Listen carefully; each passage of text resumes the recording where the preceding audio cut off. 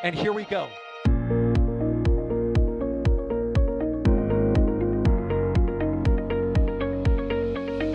have liftoff.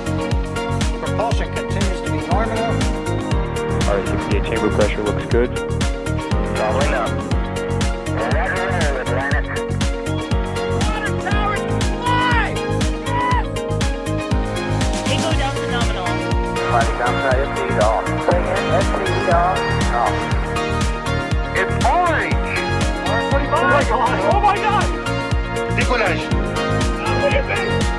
Put that in the big bag, 343 unfolds to go. Indeed. We rise together, back to the moon and beyond. The methane would be igniting in the flare, correct? Yikes. You dead? Sure. We don't need any more of these.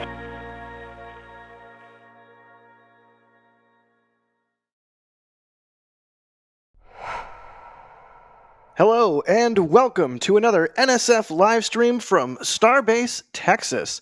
You are looking at a hot stage ring, or if you prefer, vented interstage, which is about to enter Highway 4 and head down to the launch site, leading the way for what is right behind it, its best friend ever in the whole wide world, Booster 12. But that's not all. This is kind of a special rollout tonight.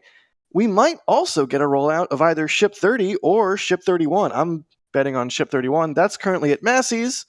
So at some point or another during tonight's road closure, an entire Starship vehicle worth of hardware should be on Highway 4, which is pretty nifty. Although Ship 31 not part of Flight 5, it's part of Flight 6. We'll get into it. I'm Jack Beyer for NSF. Let me see some 5x5s in chat. Hopefully everything I just said did not come through muted. But yes, if this is your first time here, welcome. It's NSF. We are an independent news media organization covering all things spaceflight. And tonight we get to talk about Starship and the Flight 5 and Flight 6 vehicles, which are all about to be taking a journey. But luckily, I'm not the only one talking tonight. Also joined by the ever-effervescent Trevor Sesnick. Trevor, how you doing, bud? Yeah, certainly can't complain. Glad to be here. Positively effervescent. Thank you, Trevor. Also joining us I still don't know what that word means. think like an Alka-Seltzer or like a soda. It's bubbly. It's bubbly. You're bubbly. You're not. That's why it's a funny joke. Alex, how you doing, buddy? Well, I'm thankful I'm not bubbly, because otherwise that would be very bad for my body. But yeah, I decided to roll back home, and so I'm here now commentating back again.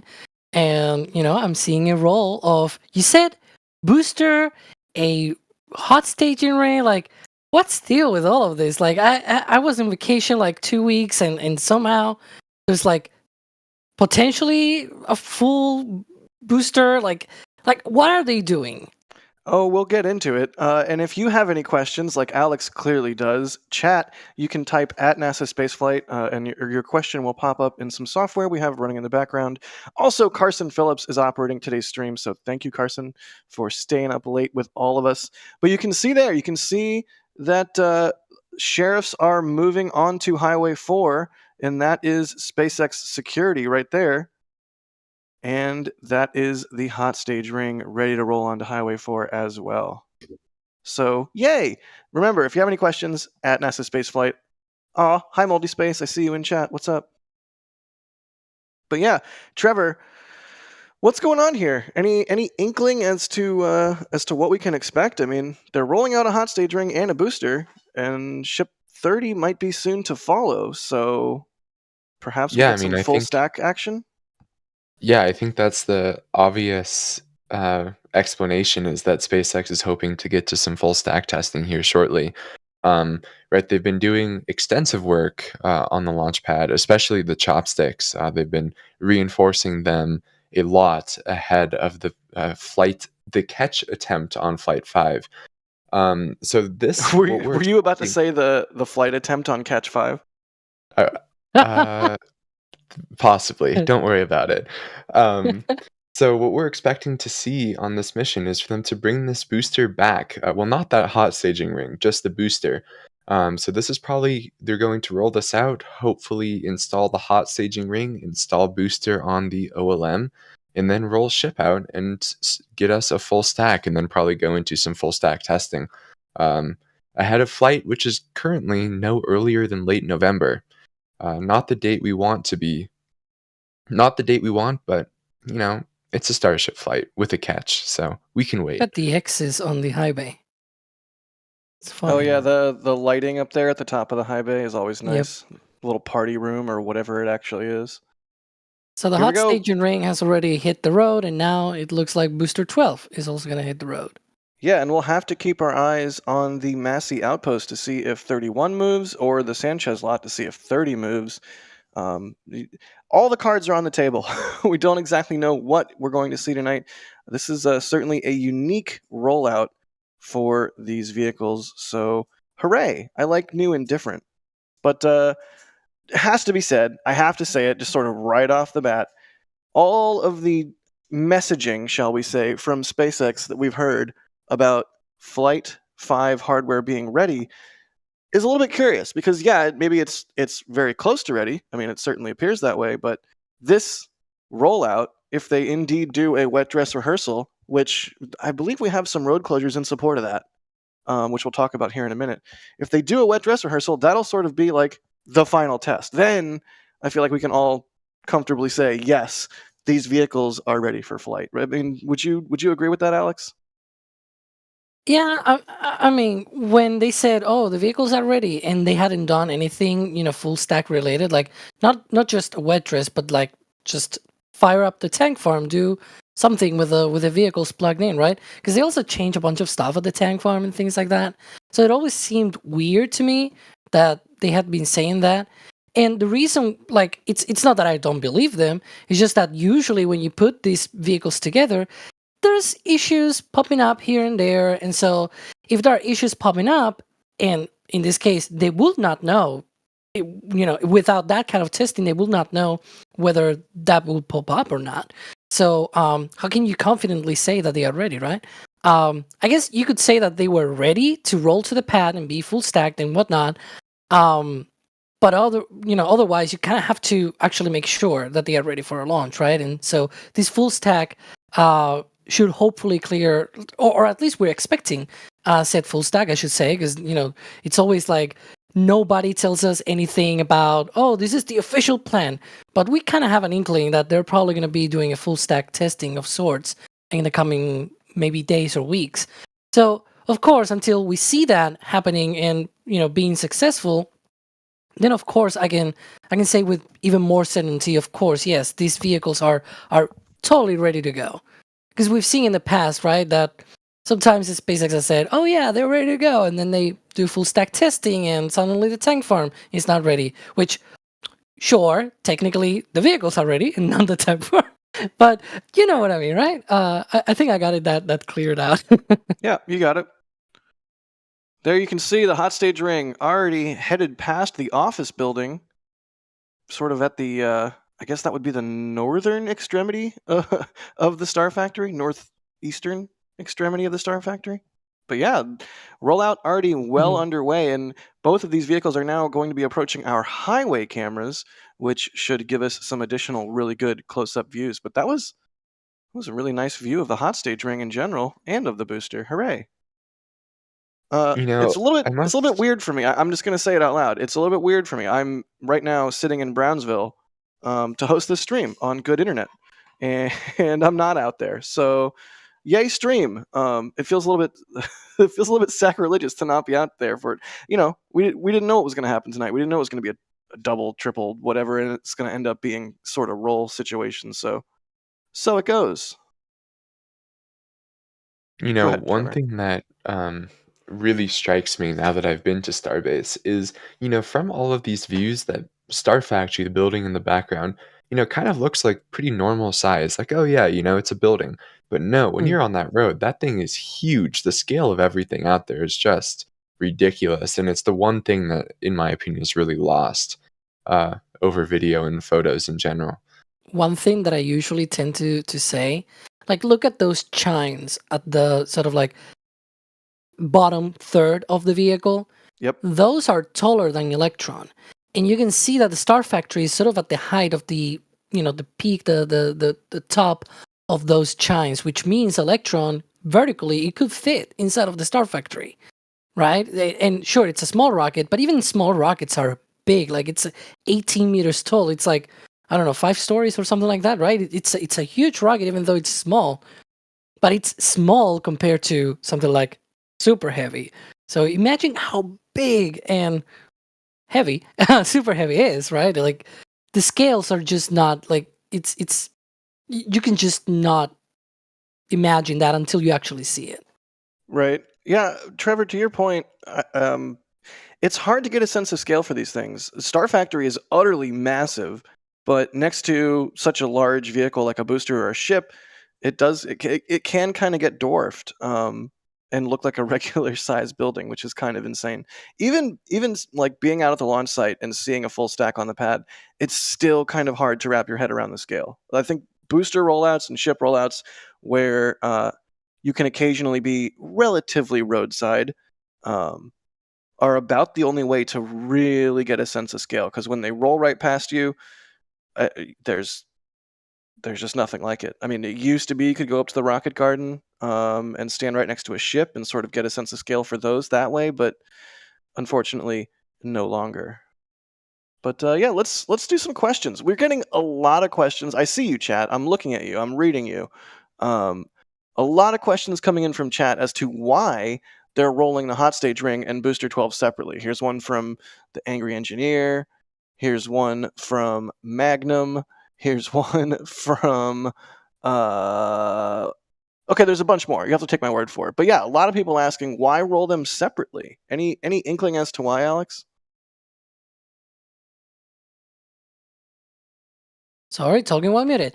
Yeah, that is a great question. Like, why is it that? Because I think there were sightings of these hot staging ring like a month ago or so, or maybe even earlier than that, and we thought that perhaps it had been installed on booster 12, and so and then it somehow it was removed again. Like that seems weird to me. I think so. This is like my wild theory here is that they probably still need to work on the top of the booster and have access to it. And so they have removed it right now so that they can work on it before doing the full stack.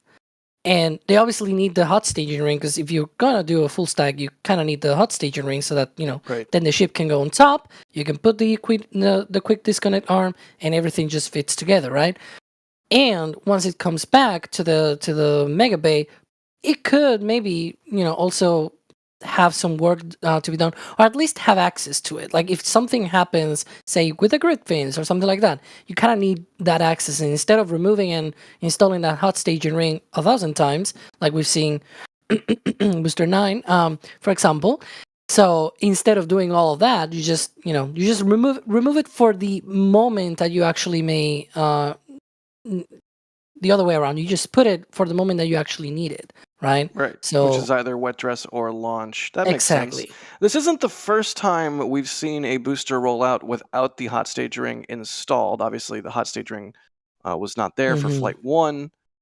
But also, I'm trying to remember what booster it was. I'm blanking. But yeah, Wasn't it not Flight 2 booster that had a rollout without it once? Yes, I think that's right. And also they did stack a hot stage ring on the booster using the chopsticks, right? This is like probably what, a year and a half ago, but in Starship terms, it's ancient history. But yeah, that's not quite, it's not super unique or anything. The unique thing tonight will be if they also roll a ship while booster and hot stage ring are on Highway 4. That'll be kind of nifty. So keeping our eyes in the background, looking at Massey's to make sure we catch anything there, or at the Sanchez lot to see if ship 30 wants to join in on the fun. So to that end, Matthew Dawson is asking, any indication that ship 30 will possibly move tonight? I have thoughts, but does anyone else have thoughts before I have thoughts? Trevor? I think your thoughts will be far more educated than mine, given that you are in Boca Chica able to observe it. But I mean, we did just see it static fire, so it's probably done and ready You're to. thinking 31, just static fired. Oh, 30. I misread that. Um, yeah, I think there were rumors of the transport stand being prepared and it possibly being around some of the um, rolly doodads. But SPMTs, yes. I Good forgot job. that. I'm Thank so you. proud of you. But my understanding is we don't know for sure, but it's probably going to roll out to the pad very soon. That's my thought, but Jax probably has a more educated thought than that. Yeah, really the tell for when they're going to move a ship, or one of the many tells, is when they fold the flaps. And if I'm not mistaken, 30 still has its flaps unfolded, unfurled, whatever you want to call it. Whereas 31, which did, as Trevor was saying, just get static fired over at the Massey Outpost, 31 did have its flaps folded this evening. So keeping an eye on that, because if I was a betting man, I would bet that 31 is going to end up rolling back to the production site or perhaps the Sanchez lot, just based on the flaps being folded versus 30's flaps still being out. Now, that said, I have not been out there since, like 7 this evening. So they could have been folded in the meantime and I missed it. I did go out to dinner. So I know, shocking. I have like a life sometimes. It's crazy. Let's see. Kevin Bradford is asking, so many boosters and so much time has passed. Has this one already been static fired? Yes. Right, Alex? Talking Yeah, while muted. this yeah, this booster was static fired. I think it was in August. I'm trying to come up. No, it was in July. It was actually when I was for the first time. Yeah, in the US. I remember you were actually with Ryan, I think, for that Yeah. static fire. That makes sense. More questions. Keep them coming, y'all. We're getting some good ones coming through. Also, RC Horseman just gifted 10 Red Team memberships. Thank you, RC Horseman. The membership program, as RC knows, but if you just got a gifted one, you might not know, is super important to helping us keep the lights on, keep the cameras rolling, keep the data flowing, and keep us all sane and fed and whatnot. So thank you. We really appreciate it. AK Trooper is asking, could you do a video breaking down all the audio and video bits from the intro, maybe members only? That's a really good idea. We'll have to do that sometime. Angry Engineer is asking, will Flight 5 have a payload in Ship 30? I think we'll go around the horn on this one. I think for Flight 5, the payload will be the same as all the previous Starship flights, which means the payload is data that they will gather and transmit back to the ground. Also, several tens of tons of air. Trevor, what do you think? Payload on Ship 30 for Flight 5? No, definitely not. I don't think we'll see a payload in any of these V1 ships, and I wouldn't even be surprised if the first couple V2 launches were also without a payload. It's very much in the demonstration portion of flight still, where the vehicle is not ready for a payload on board. So for now, they're just trying to learn as much as they can, and they learned a lot on the last flight and have made a very large number of changes. So they'll just want to test those changes. Yeah, makes sense. There's some good suggestions in chat, though. Finger gun pew pew pew says 10 septillion copper wires. I'm sure the orbital I've police, seen that. Jonathan McDowell, would love that. Sponge 1310 says payload will be air guitars. Oh, I like it. Sawyer would be proud. Alex, what do you think? Payload on Flight 5 or no? I suspect I know what you're going to say, but I'm going to ask you anyways to be nice. I don't think they'll launch any payloads. I mean, any useful payloads. You never know with the SpaceX, right? They could always throw a wheel of cheese or something. I don't know. I think it's gonna be pretty much a repeat of Flight 4 by all means. There might Yeah, be some small. I mean, at least for the ship side of Right. things, we know that they're catching the booster, right? There might be some small changes, some tweaks that they may want to do to the re-entry trajectory. We really don't know, right? They haven't really spoken too much about what they actually changing other than the catch. So we'll see. Maybe we'll get to know in just a couple of months from now. fun. Yeah, no payload in Ship 30 except for data. Don't think. I would agree with you, Trevor. I think the first ship to launch a payload in earnest, and I'm guessing that would be Starlink, will end up being a Block 2 or version 2 ship. So that means Ship 33 or Ship 34 or beyond. Someone is actually saying in the chat precisely, like, do you think they should wait to do the catch on V2?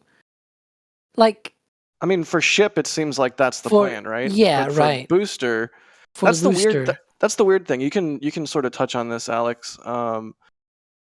We sort of expect a Frankenstack for a short period of time, right? They're going to fly some version 2 ships on version 1 boosters.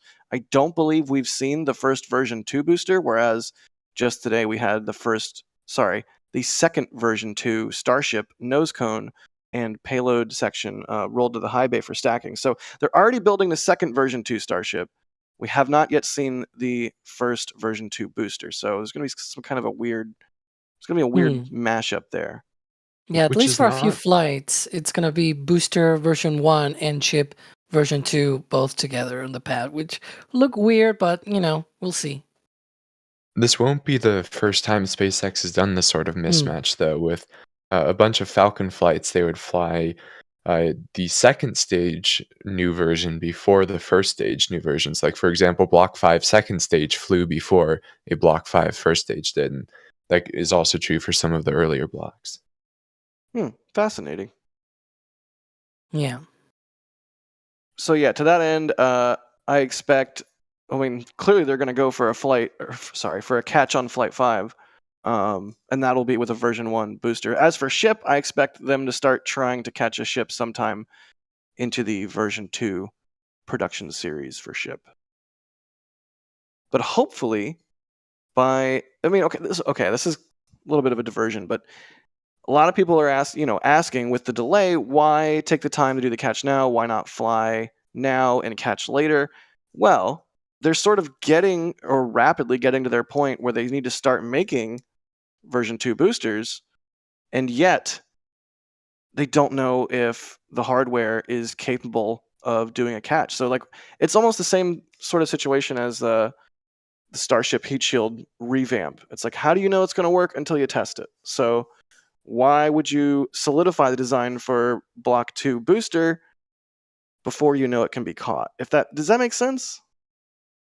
There's also risks, right? Because also, I believe the booster is going to be more powerful, and it'll be larger and everything. Like, there are so many changes with the booster side of things, and there are a lot of think about the OLM, right, as well. Like, I think not only from the side that you talk about for the catch, but also for the launch operations, it seems to me that at least there are a lot more changes related to the launch. For example, we've seen with Ship 33, and there's the hot staging for Booster 12 passing by, that the quick disconnect port is the same as they've been using so far. So they could just use the same hardware, right? The same arm and the same everything. But if you change the booster, that's literally on the OLM, on the mount and everything. I think they're going to be waiting on the second pad to be ready and then put version 2 on it. That's at least my take on that, because it makes sense, right? It's the most powerful stage of the two of the Starship stack, and there's a lot of more interfaces going into the booster. So we'll see. Really beautiful shot of the hot stage ring there. Cooking down Highway 4. Get it? Because it's hot. So it's cooking. All right. I love this part because they always seem to slow down right here. I don't know if it's because of the turn or what, but we got lucky with this camera placement because very frequently they will just hang out here for a second. I Always like a to treat. think they stop for the show They're like, just to show wait, off the hardware. stop for the NSF cameras. That's hilarious. See, Kevin says that on chat. You can see the operator right there with the control box walking alongside it. Almost looked like he was doing a little bit of a visual check. I wonder if there's something he's trying to avoid, like something in the road? Or maybe he just had to make sure he had clearance with that sign. Did you leave any bacon on the road, Jack? Why would I ever leave bacon anywhere except for in my stomach? True. Come on I mean, now. the trash can's another good place. Oh, All come right, on, moving Trevor. right along, or as Crispy would say, moving quickly along. Alien, thanks for gifting a Red Team membership. We appreciate you. Doug Ramsey, thank you for the $20 super. We appreciate you too. They say, thank you, gentlemen, for another excellent stream. Very kind of you. Shay, thanks for the super chat. They say, don't forget to mash the like button. Thank you, Shay. Doug Ramsey with $20. Thank you, Doug. They say, is it possible they just want to lift Booster 12 to the top of the tower and see how the tower responds? That's interesting. If they weren't rolling out the hot stage ring, I might be more inclined to say, yeah, that totally makes sense. But with the hot stage ring rollout, it sort of telegraphs that there's also going to be a ship rollout as well. And we suspect some full stack action, given that there's the classic 12-hour road closures, I think starting Monday of next week, if I'm not mistaken. Unless those got like revoked in the last few hours and I'm just behind. But yeah, this does sort of ask an interesting question, though. Do you think we'll see anything different as they lift the boosters, since they've done so much work on the chopsticks and the tower, for that matter? Trevor, I'll let you go first.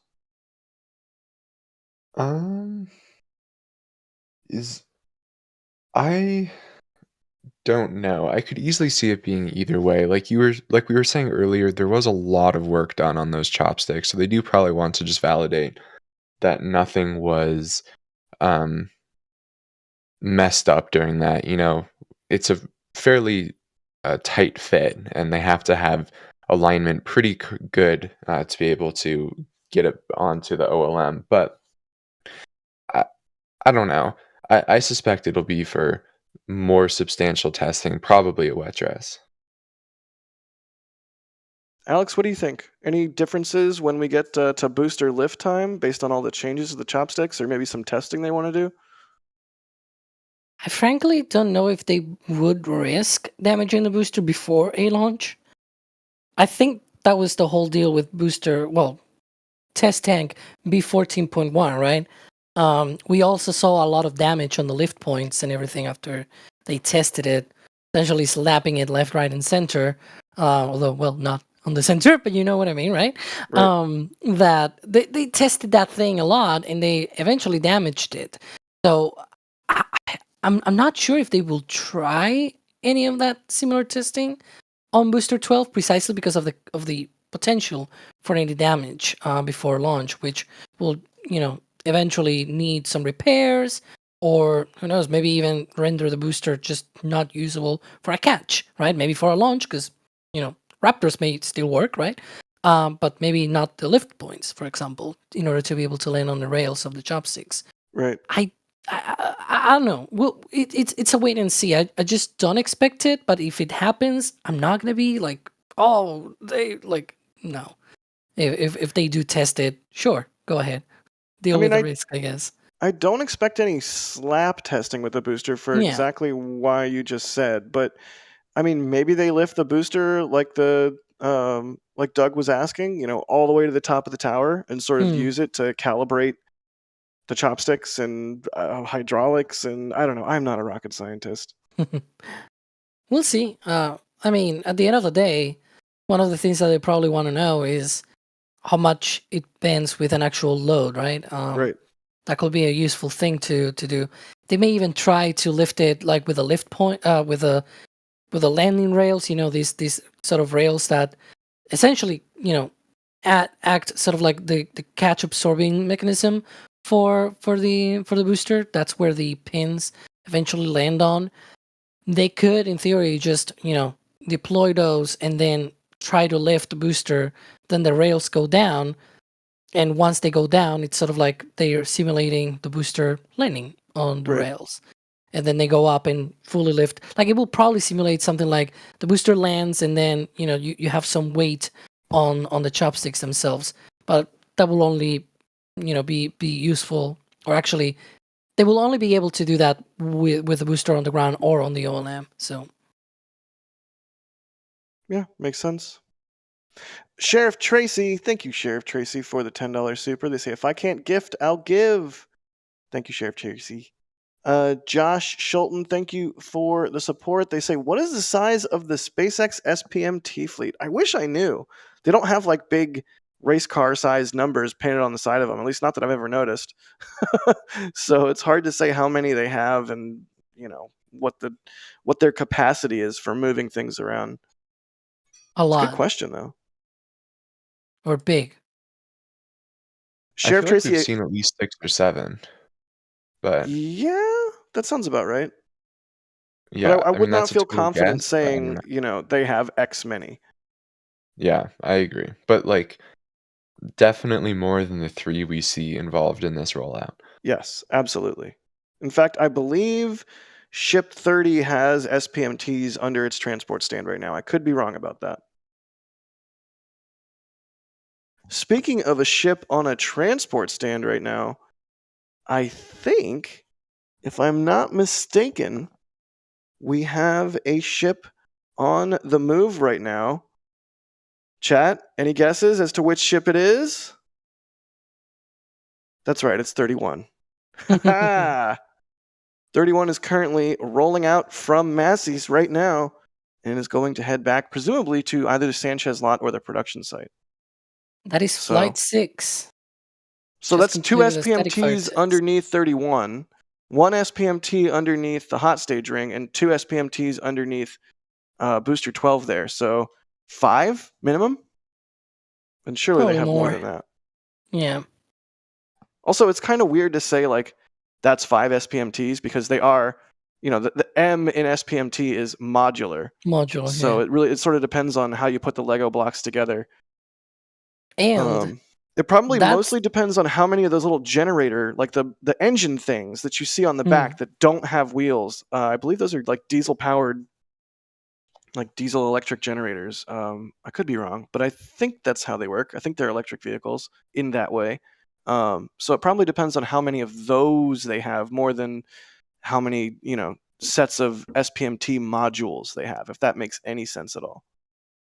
And that is at Starbase. Because then at the Cape, we also see it on Space Coast Live.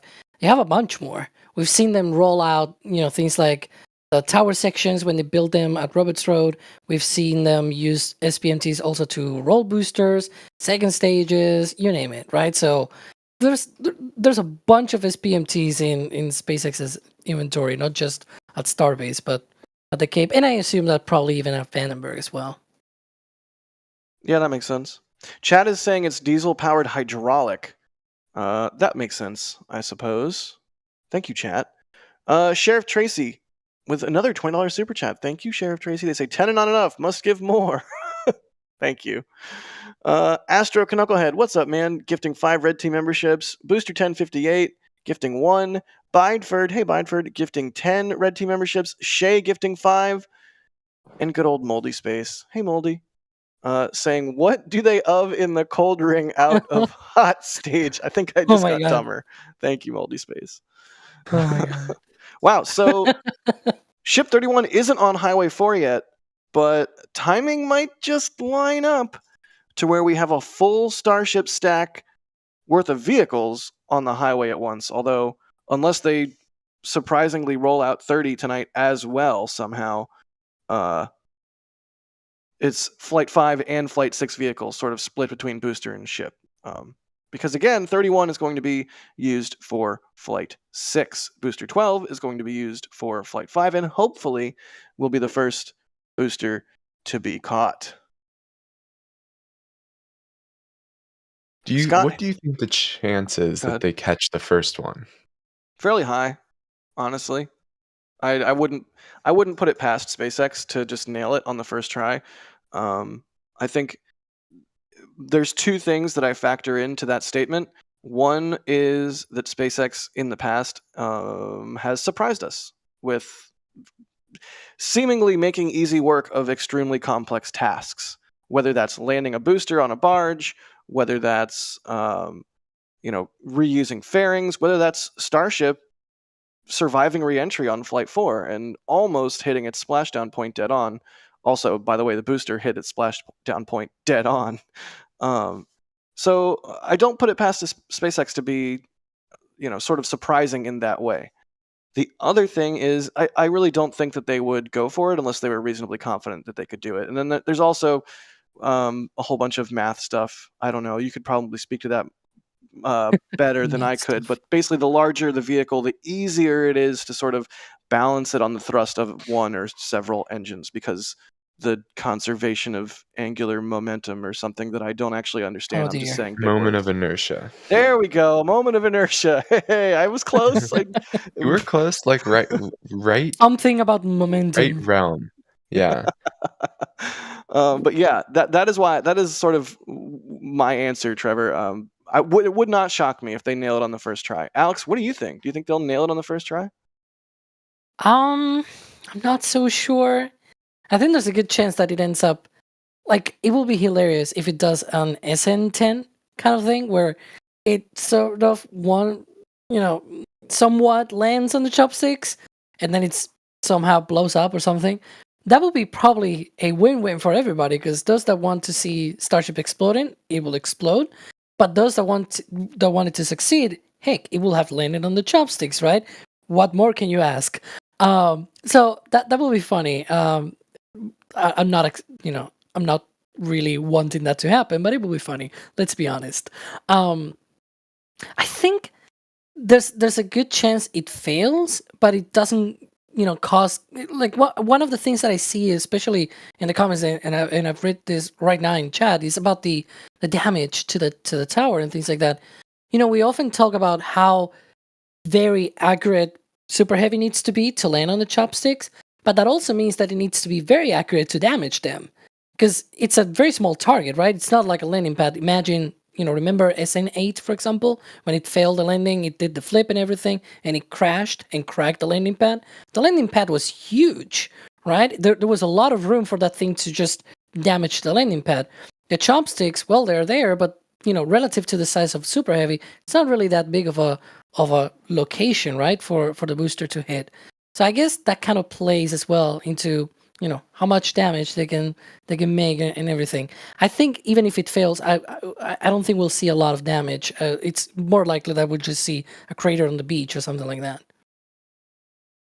Yeah, that makes sense. Johan in chat is saying there's a million things that have to go correct for them to land it, so their main bet is that they abort at one point or another. Very possible. Also very possible. I think the two most probable outcomes are it's aborted before the catch or a successful catch.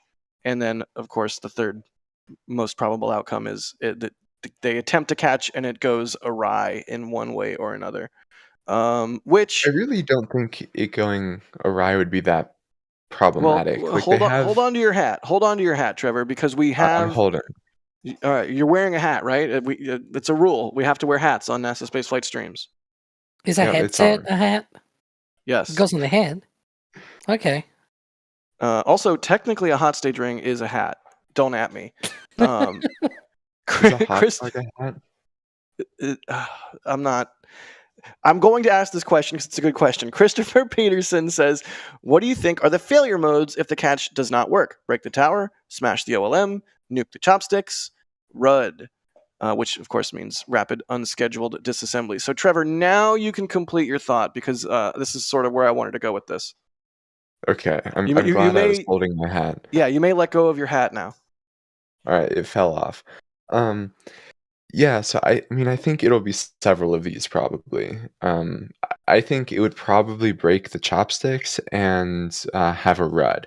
But I don't really think the damage would be that bad outside of that, right? The OLM is designed to withstand some pretty nasty environments, also known as the vehicle during ascent. So I think, an explosion of the vehicle with relatively little propellant in it will not be that big of a deal for the launch architecture, minus the chopsticks. But the chopsticks themselves really aren't that big of a deal anyway, because SpaceX already has another pair ready. So if they get damaged or get destroyed, SpaceX can just take them off, do work to the carriage system and whatever, and put the new pair of chopsticks on. So, it wouldn't be ideal, but I really don't think it would be that big of a problem. Yeah, I mean, it wouldn't be quite that simple because presumably even the second set of chopsticks doesn't have all the modifications we've seen them doing to the current set on Tower 1 over the last few months.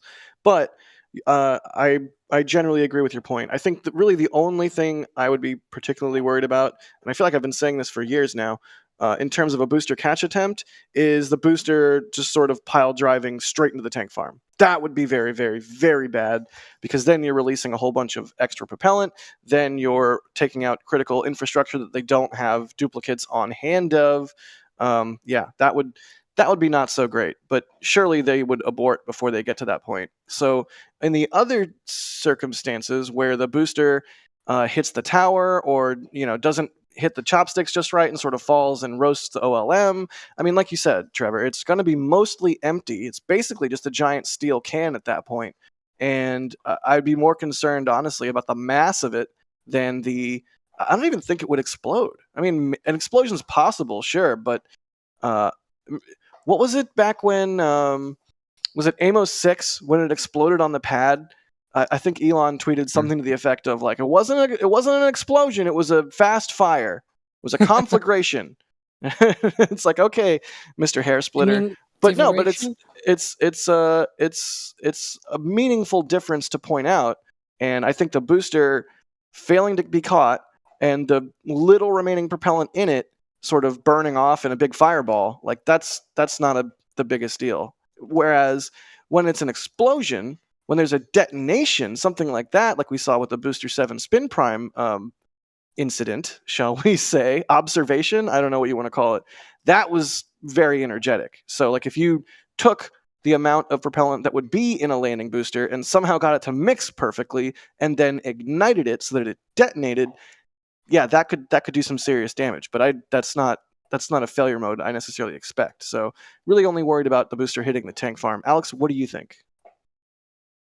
I do agree that we like how to say this, because I saw someone talking about the SN10 incident. What I said before, right? Of it landing on the chopsticks and then suddenly it explodes, sort of like SN10.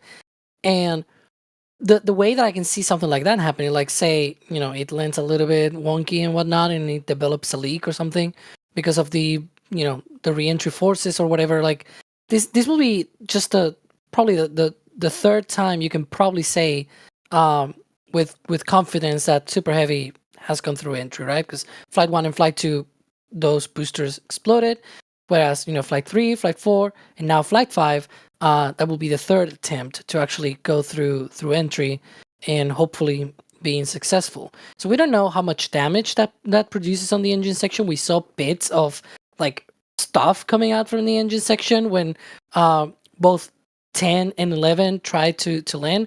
10, of course, it actually exploded in the air before hitting the ocean, and then Booster 11 successfully touched down. But we don't know, right? Like, it landed on the ocean. If it lands on the chopsticks, it's in the air, and it develops a leak and suddenly a fire, you could expect something like SN10, right? Hopefully it doesn't happen, but that's why I brought that up. I think the damage to the pad itself, as I was saying before, it probably will not be that big of a deal. It's coming in already slow by the time it approaches the chopsticks. If it's going fast, it's probably like its impact point is probably still in the beach or something like that, right?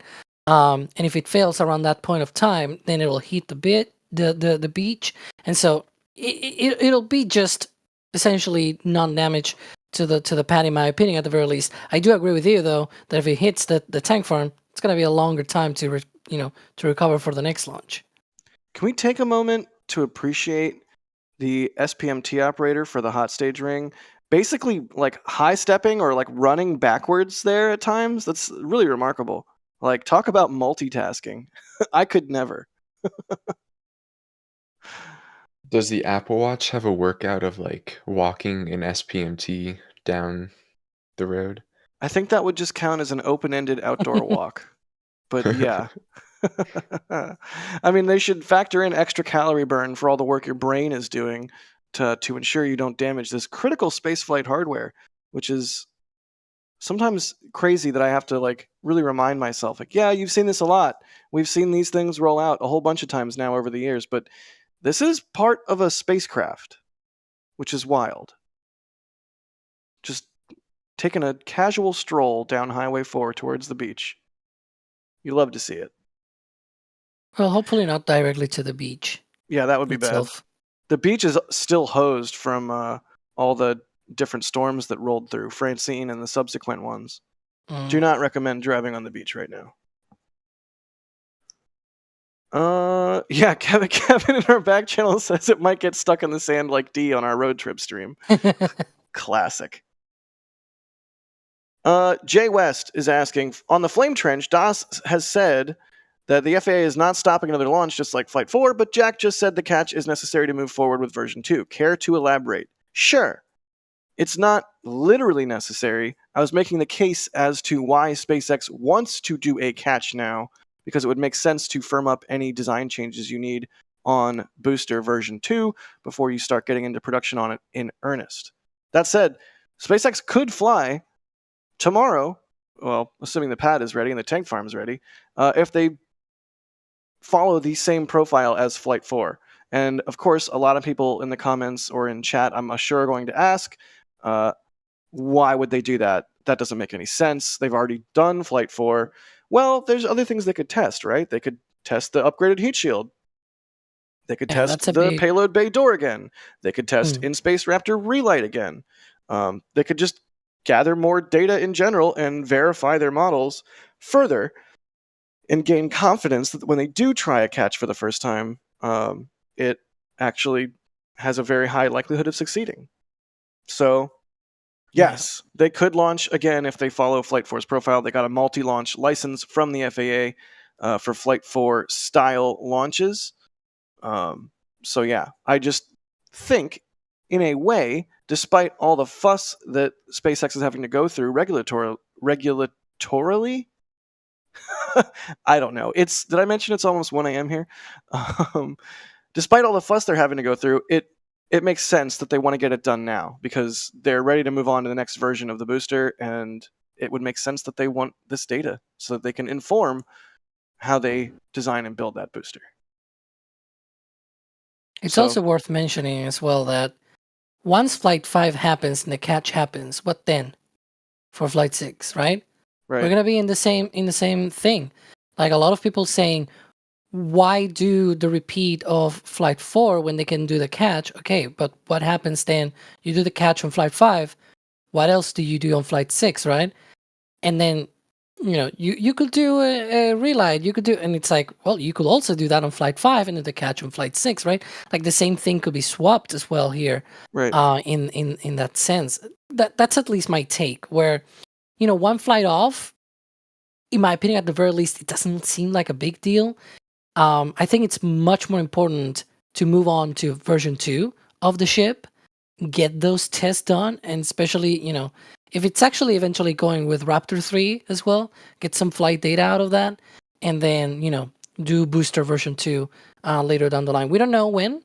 We know that is at least maybe up to booster 17 for version 1 of the booster. Version 2, we don't really know when it's going to happen. So, but we'll see. We'll see.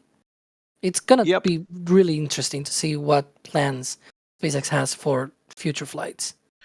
Remember how I said the beach is still messed up from all the storms that went through? Yeah. There is still a lot of lingering water at Starbase, including here at the little reflecting pond sort of area, that water encroaching up on Highway 4. That's not ocean.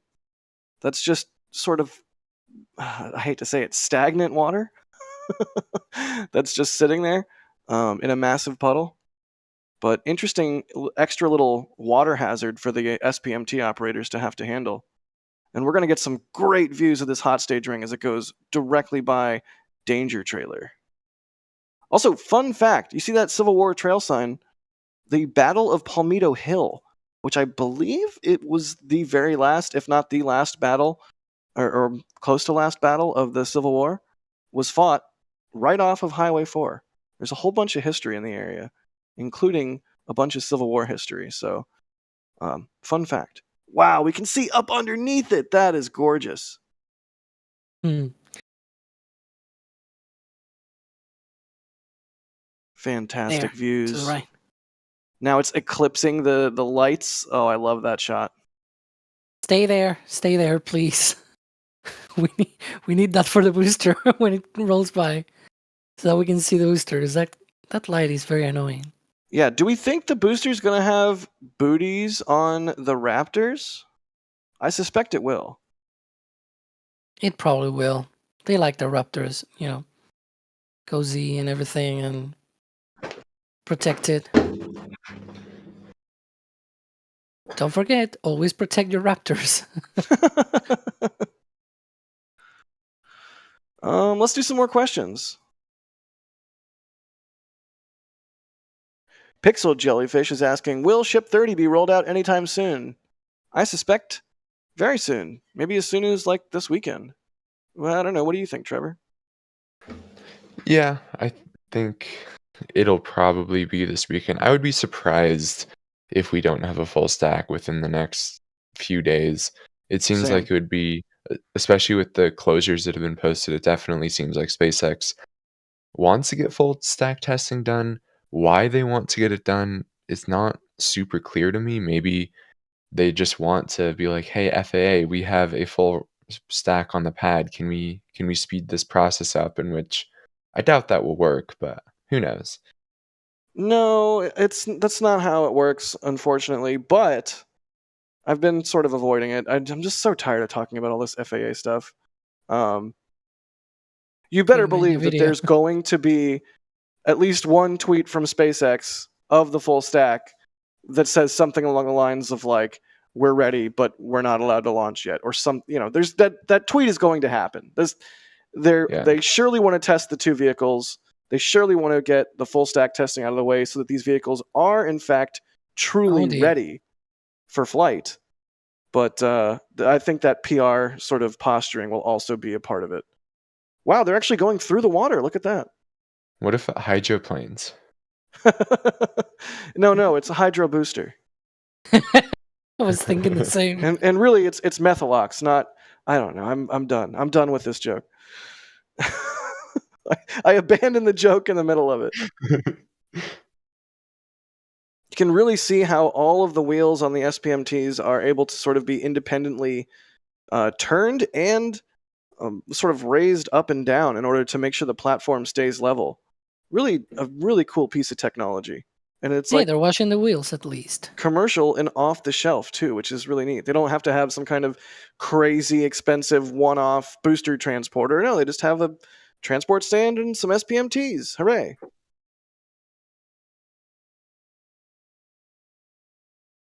Here it comes. Let's see if we can get a good look at those Raptors. Looks like they do indeed have the booties. You can see it sticking in Oh yeah, look at that. from the bottom. Good eye. Yep. I turned Australian for a second there. Good eye, mate. That did not deserve a laugh. That really didn't. Given the time that it is right I now didn't here laugh. in Spain, I could easily be confused by an Australian. It's almost 8 a.m. But you're on US time, so Yeah. I mean, sure, but even in US time, it will have been 1 a.m. Central because I was in Central time. Oh yeah, we can see Raptors and we can see booties. That's a Yeah. really cool shot. Look at that. You can see the Nice. engine shields through the little holes on the side of the transporter. I always love I like to call Look it at that, look at Starship that. graffiti.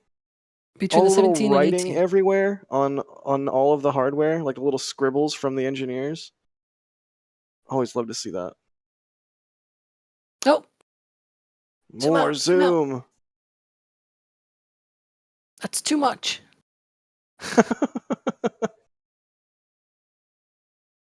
Yeah, we're just seeing like the little drops of paint on the transporter. There's the booster QD looking real clean. It's a cutie. It is. Oh my gosh. That's what you get for being commentary with me. I'm still not used to seeing Starhopper in danger a lot.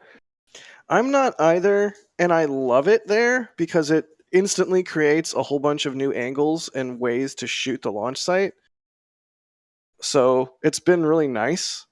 But now that they've been sort of slowly taking things off of it, including its skin, poor Starhopper. Yeah, I don't know how long that'll last.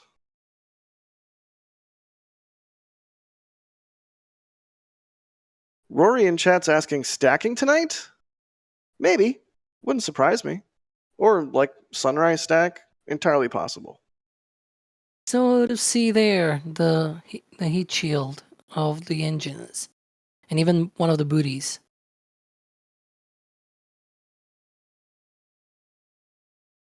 Rolling past the SpaceX sign next to Starhopper. What a cool shot. I hope they don't scrap Starhopper. Please don't scrap Starhopper. If anybody at SpaceX is listening with any kind of sway, which of course you're not because you have much more important things to do, but if on the off chance that is the case, please don't scrap Starhopper.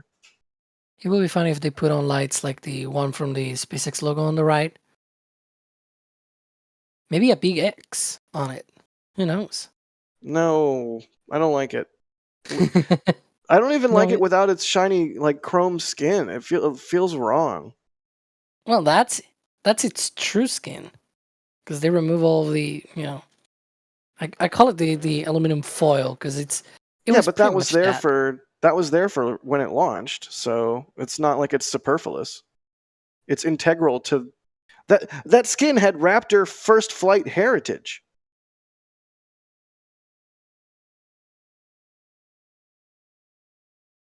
Is that a UPS truck?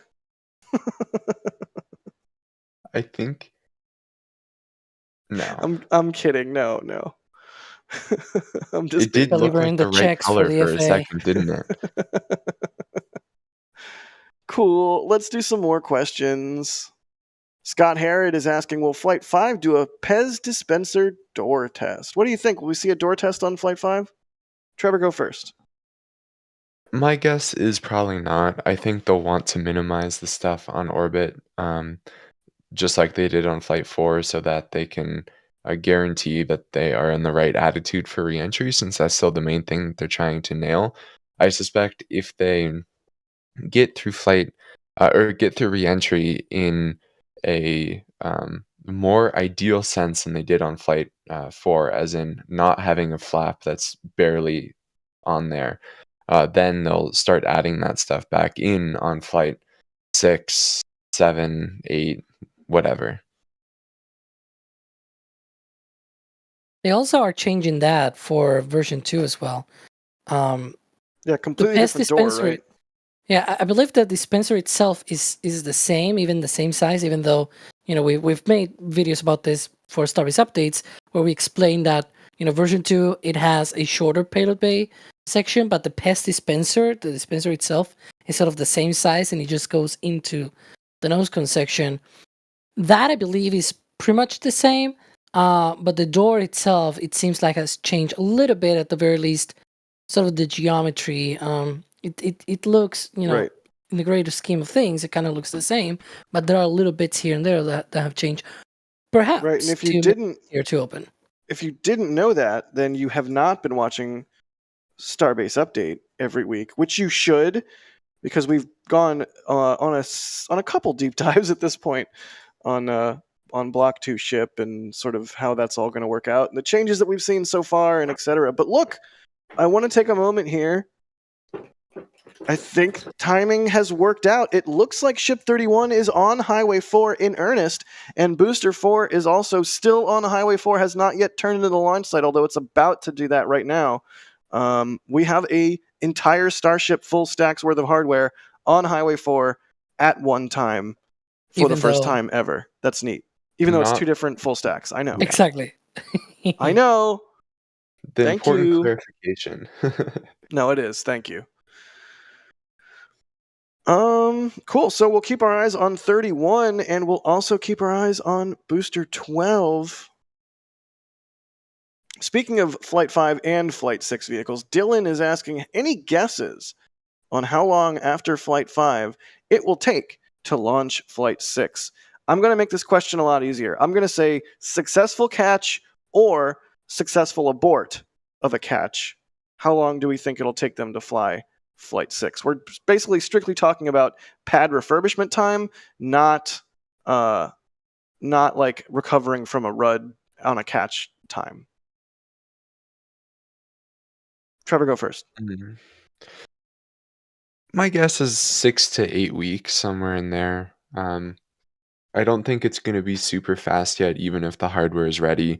Like the pad still needs a fair amount of refurbishment, and they'll probably learn, even if the flight goes very smoothly, they'll probably learn a few things that they want to modify on vehicles. So I think 6 to 8 weeks, and even that may be a little optimistic. Alex? If they don't change anything substantially, you know what I mean, right? And needing more paperwork and that sort, they might just, launch within a couple of months, right? Like launch again Flight 6. Like say Flight 5 is late November, maybe late January or something like that of next year, within 2 months or so. That could be a thing, I think.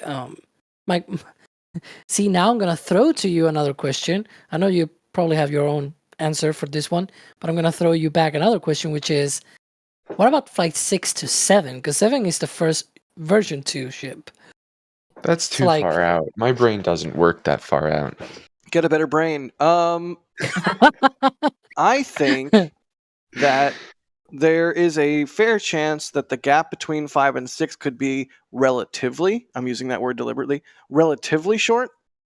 But Flight 6 to Flight 7, I think, has a very high probability of being a longer wait due to the changes to the ship. It's basically it's not a whole new design, but there's significant design changes, which means more regulatory stuff. Yay! I mean, hopefully they're working on that right now, because Ship 33 is already stacked.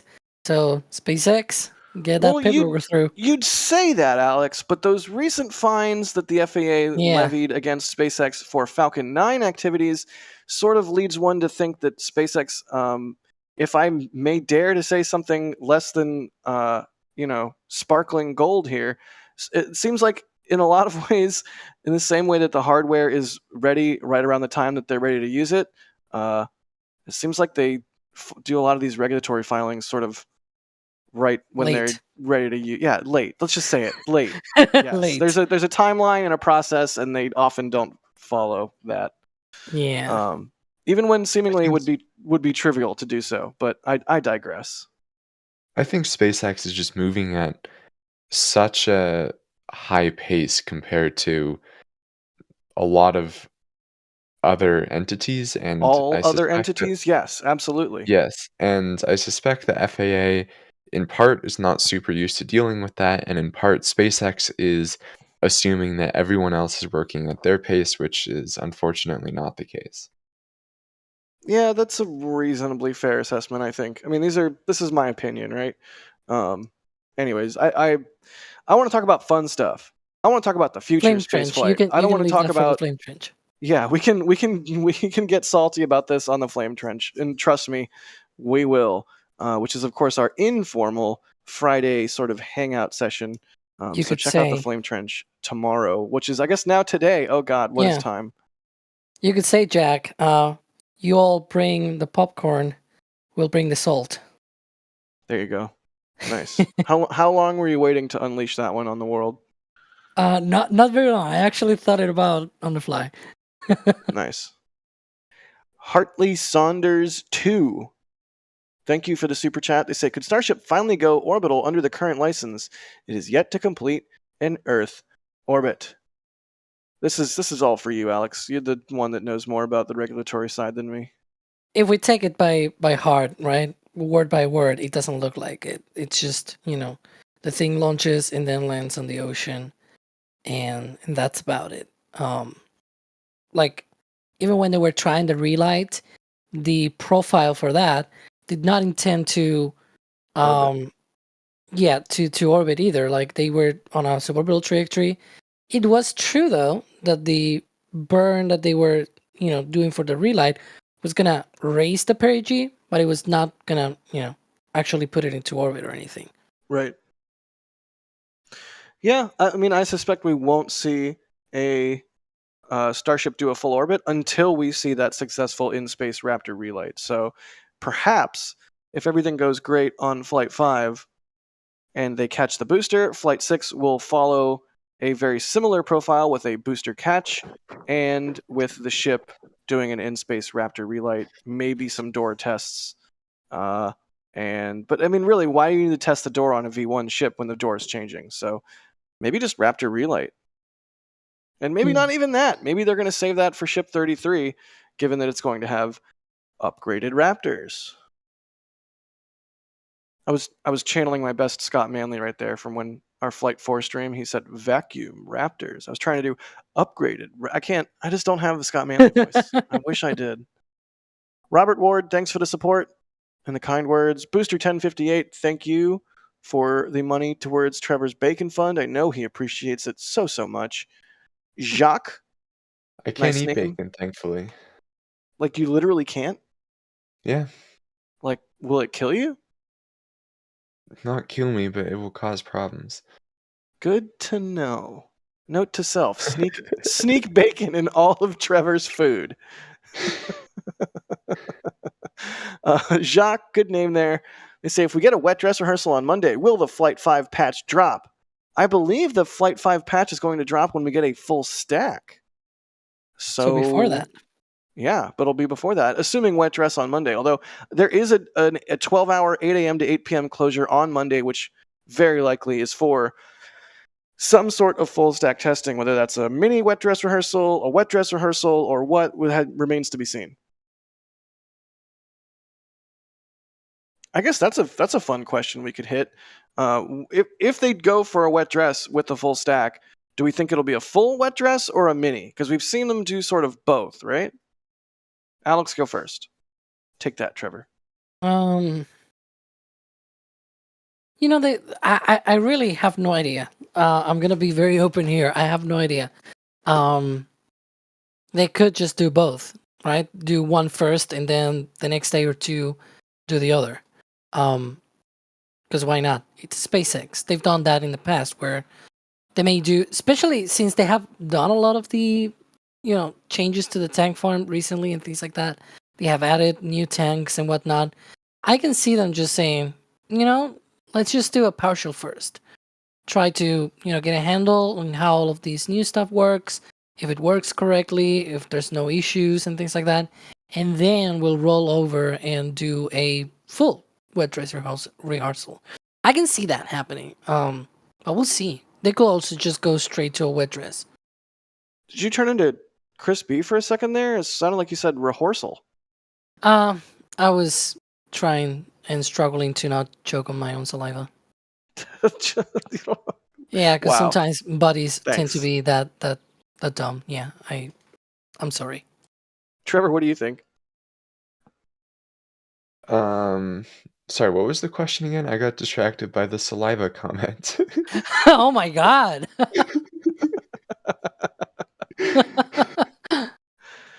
If they do go for a wet dress on Monday or sometime this week, do you think they'll do a full wet dress? Do you think they'll do a mini? Because we've sort of seen them do both in the past. Well, sorry, Alex destroyed my chain of thought. I mean, same. It took me a solid 30 seconds to remember the question.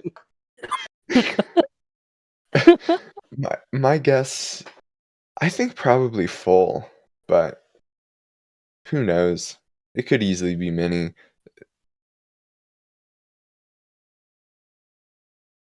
All right, well, we'll just have to wait and see what happens, and rest assured, we will absolutely be live. I think we're planning on going live both for lifts and for the whatever full stack testing we're presumably going to get. So make sure you stay tuned to NSF and all of our socials. That way you'll know when we go live and reveal the Flight 5 patch, and also whenever we get to find out the results of whatever testing they're going to do. Matt is asking how much faster the SPMTs are than the NASA crawler. If I'm not mistaken, they can go up to 5 or 6 miles an hour. I think the NASA crawler is like 2 miles an hour, so around twice as fast. But those are all ballpark numbers that I'm basically pulling out of thin air, and I could be completely wrong. Does anybody else want So- to correct me, or should we move on? Jack, let me interrupt you for a second. Did you see something weird with the chopsticks? They are off the chop stop and now they're blocking the light on the tower. They're going up. Oh yeah, they're moving up. Look at that. So presumably they're going to move the booster in position to get a nice hug from the chopsticks and maybe even lift it soon. I do sort of wonder if they'll lift it tonight or if they'll wait for the morning and like use that as part of their sort of PR push photo op sort of thing. Like a sunrise lift certainly is a beautiful time to do a lift. On the other hand, they might want to lift it now and then do the hot staging ring in the morning when there's light so that they can, use the crane safely. Yeah, good point. Very good point. Chris, thank you for becoming a Red Team member. Once again, we absolutely depend on our members. The membership program through YouTube is really cool. There's different levels of support. You get different perks. There's members-only emoji. There's a pre-show and post-show only for members in the Discord at Capcom level and above. That is part of the Flame Trench. So if you want to hang out with us, sort of in like a more one-on-one almost kind of setting. I think the most I've ever seen in the pre-show or the post-show was like 40 or 50 people, which compared to the drum roll... Wow, 2,300 people watching right now, if YouTube is to be believed, is a much smaller audience. So good time to like hang out, get your questions answered, that sort of thing. But yeah, membership program, check it out. It's really cool. Or don't, it's your money. And the booster is moving. The chopsticks are going up fast. Carson, can we get a check-in on old Ship 31 there? What's going on with Arky? As we so lovingly call it. At least I do. Arky. It's Arky. It had that incident with the arcing. It's Arky. If y'all can call Starhopper Hoppy, I can call Ship 31 Arky, and I can call Concorde Conky. Oh. Yes. Cool. Looks like Ship 31 is continuing to make its way towards the Sanchez lot, or the production site, wherever it's going. We don't actually know. Neat. Let's do some more questions. B1062 is asking, what are the odds that Flight 6 will be the first flight profile that is repeated? Probably. I mean, at some point, it depends on what you define as repeated, I Yes. guess. Yeah, that's what I was going to say. Nice. At some ahead. point, if you remember, they did SN5 and SN6, and both flights were essentially the same, right? Just a 150-meter hop. And they did the other higher hops with 8, 9, 10, 11, and 15. There were subtle, very subtle differences, but at the end of the day, they were pretty much the same profile. Just go up, down, to the landing, burn, and flip and whatnot, and then land, right? Like, there could be... There's obviously a lot of benefits from trying to repeat a test flight, not just to get to a success out of it, because that's essentially what happened eventually with the SM hops and everything, until we got SM15 landing on the pad. But also just for the sake of just saying, hey, what if this is a fluke, right? And gather more data and try to refine things. At the end of the day, the more data, more better, right, Jack? More data. Wow, I turned into a zombie for a second there. More data is indeed more better. See, not only me. Hey, that did not involve saliva. I would like the record to state. I mean, perhaps the lack of. I need to get a drink. Thomas Ray, thank you for the support there. The Maker and Apprentice, thank you for becoming a Pad Rat member. And Shay again. I'm seeing that name pop up a lot tonight. What's up? With the $20 super chat. Thank you so much. They say, once the ship is stacked and the wet dress rehearsal is done, do you think they won't unstack it through the launch? Oh, that's an interesting question. I sort of feel like Or I feel is like this there was a ignoring? what? Is this like ignoring the fact of But like FTS work? yeah, I because mean, they need to destack for flight termination system. yeah, Yeah. okay, so they definitely will have to restack just for that. But it got me thinking, like, would they just leave the vehicles out at the pad and do whatever remaining work they need to do there instead of rolling them all the way back to the production site? I mean, I don't think so. what I was musing out loud is there was a time where I feel like vehicles would hang out at the pad for a long time, and there was a time where I felt like, and maybe my memory is fallible. It's notoriously fallible. But it feels like there was a time where once we had a full stack, we might have a full stack for several days, if not maybe even like a week before they destacked it. But I feel like lately they're only doing a full stack when they're doing a wet dress or when they're launching, and there's not a lot of time. Like that shot in the intro with the 360 hyperlapse around the pad with a full stack on it. I shot that on a day that the full stack was out there, and it was like not going anywhere. I didn't have to worry about them lifting the ship off, and it had been out there for several days, so I had already gotten a bunch of other shots of it, so I could devote a whole day to shooting that one specific shot. Does that make any sense, that long rambling nonsensical statement I just blathered out? I think the TLDR is no, it's probable SpaceX will want to do other testing or other work. Yeah, that makes sense. I mean, I'm still thinking they're going to static fire Booster 13, which is Ship 31's companion for Flight 6, before Flight 5 happens. That would be my guess. So, yeah, probably not going to leave them out there, but sure would be nice if they did, especially stacked.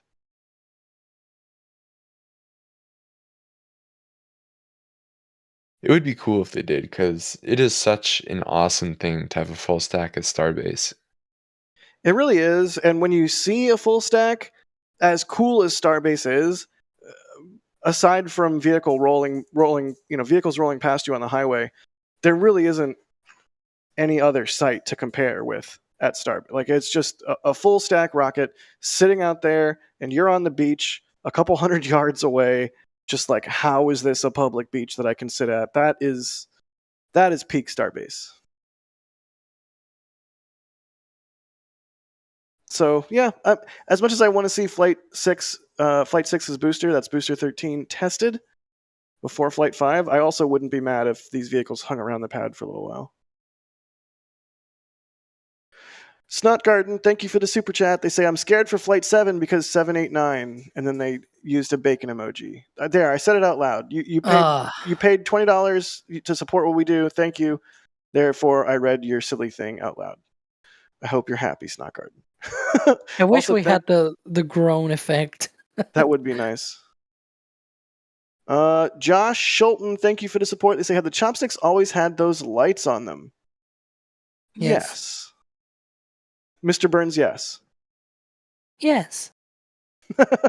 Thank you, Alex. Professor Dr. Frozen, I'm assuming that's how that's pronounced. Very fancy name. They say, is this the first time they've been rolling so many flight hardware at the same time? Yes. Also, Mr. Burns, yes. Yes. Let's do some more questions. Yoda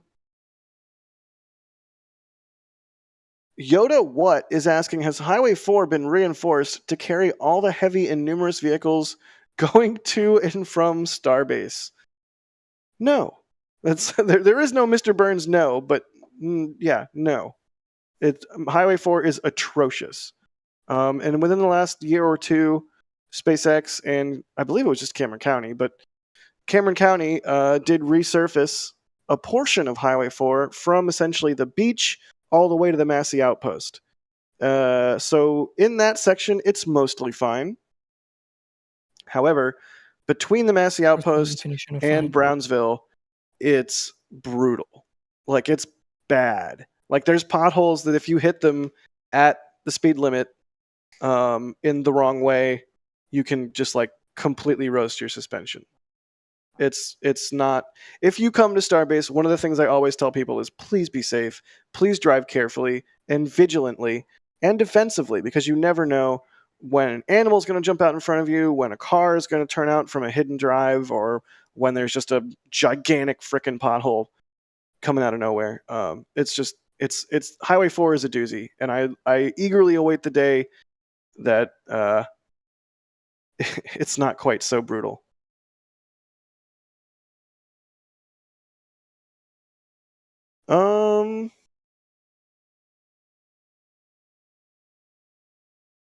Astro Knucklehead is asking, are there any moving parts on the hot stage ring, or are all avionics and latches, etc., on the booster and or the ship?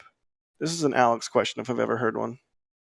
Well, you have the 3 hooks that go on the base of the, essentially, they hook. that's why they're hooks. Onto the base of the ship. So you essentially have this sort of like, there's technically 4 pins. 3 of them have hooks inside of them. We think that the fourth pin is probably for better alignment.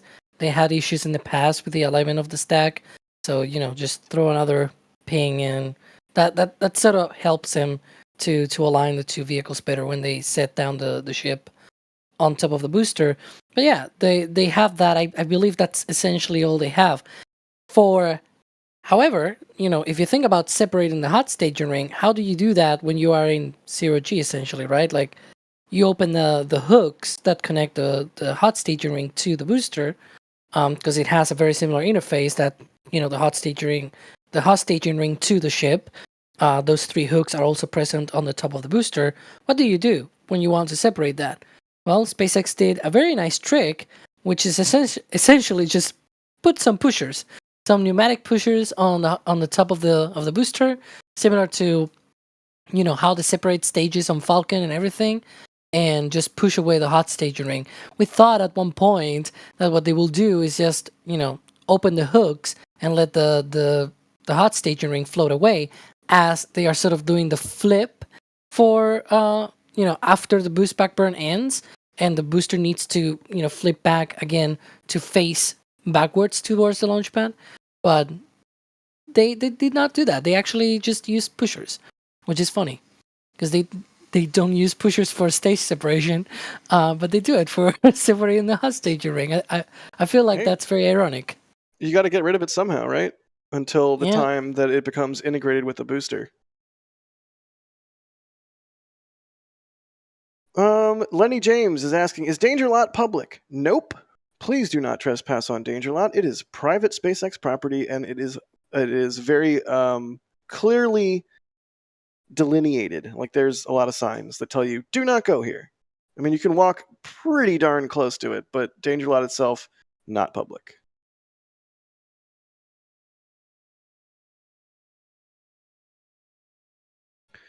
Let's see.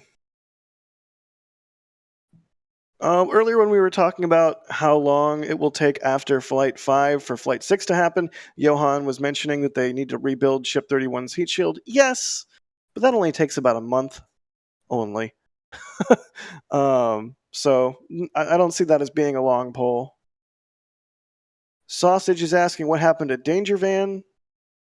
It dead? Is the quick answer. It's actually currently hanging out at our river lot, where the camera that we're watching Ship 31 from right now is situated. So Danger Van isn't gone. It's just sort of sidelined for now.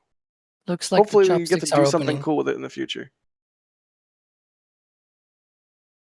Hey, the chopsticks are opening. Good eye, Alex.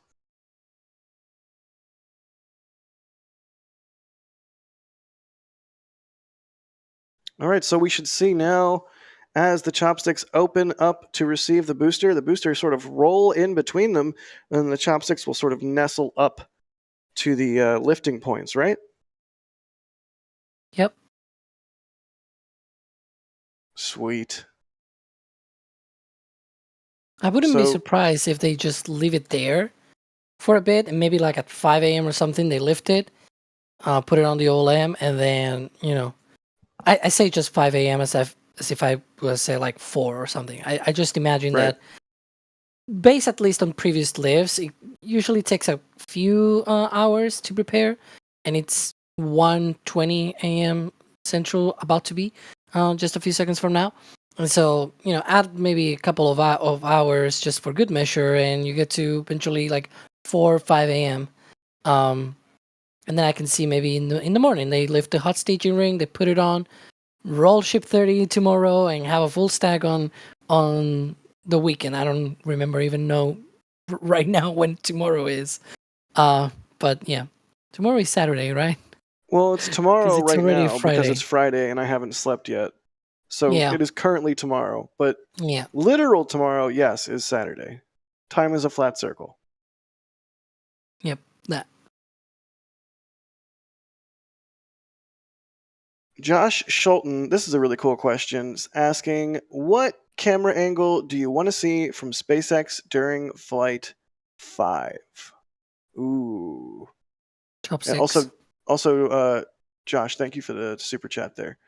What camera angle? Trevor, do you want to go first while I think of a really good answer? Because I have none right now.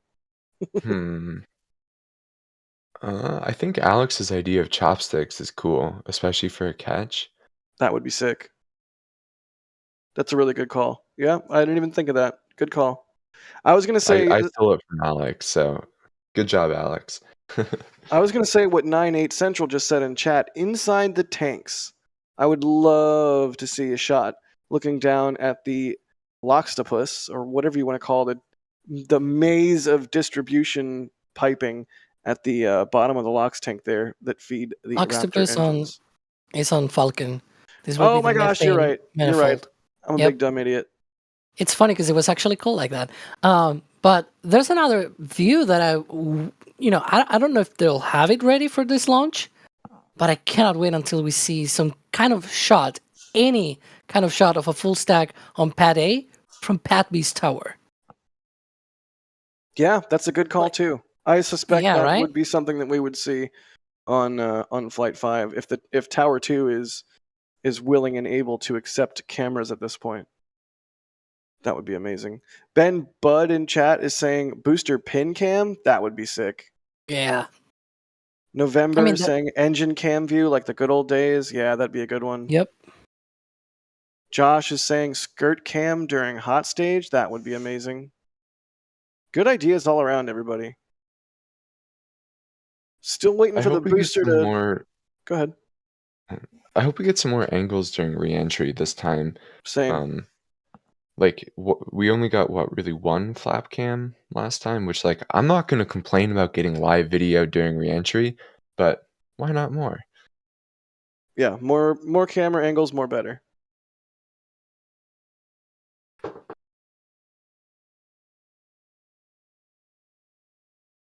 I will say though, it's very likely that we will not see any tank camera, and if we do, it's probably going to be by accident. Because it seems like they, even for Falcon 9, they try to control not to show that. Yeah, I know, but if I'm picking a dream shot. Oh yeah, true. Which speaking of a dream shot, look at Ship 31. Getting closer and closer to our river cameras, which we call our river cameras because they're super close to the Rio Grande, which is a river, if you didn't know. Awesome. Well, while we wait for Booster 12 to move into the chopsticks and get a big hug from the tower, we also get to watch Ship 31 transiting back to the production site. What a cool set of rollouts tonight.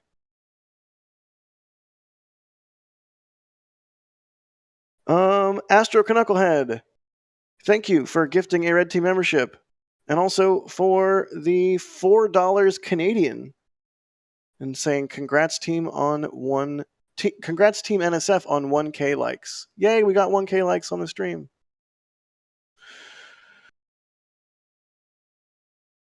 Let's see.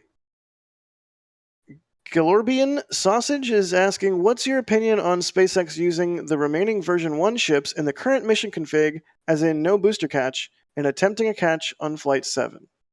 We talked about this a little bit. But does anyone have any burning thoughts as to not catching now? I mean, I know we all want to see Starship fly, and regulatory heck stew is a thing. But yeah, I don't know. For reasons I mentioned earlier, I think it makes a lot of sense to do the catch now, even despite the regulatory pain, just to inform version 2 of the booster. But Trevor, thoughts? No, I think it makes a lot of sense. Like, SpaceX's main priority is to start recovering and reusing these vehicles as soon as possible. So I think it makes sense to try to maximize the amount of boosters you're getting back. Yeah, that makes sense. Alex, any thoughts?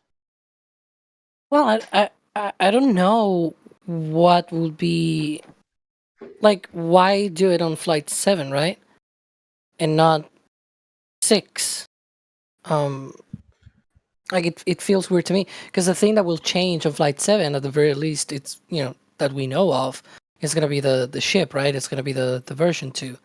So we don't really know whether the booster will have a substantial change enough that don't catch 12 and 13, go for 14, right, which is the one for flight 7, or if they follow the same sequencing and everything. So I don't know.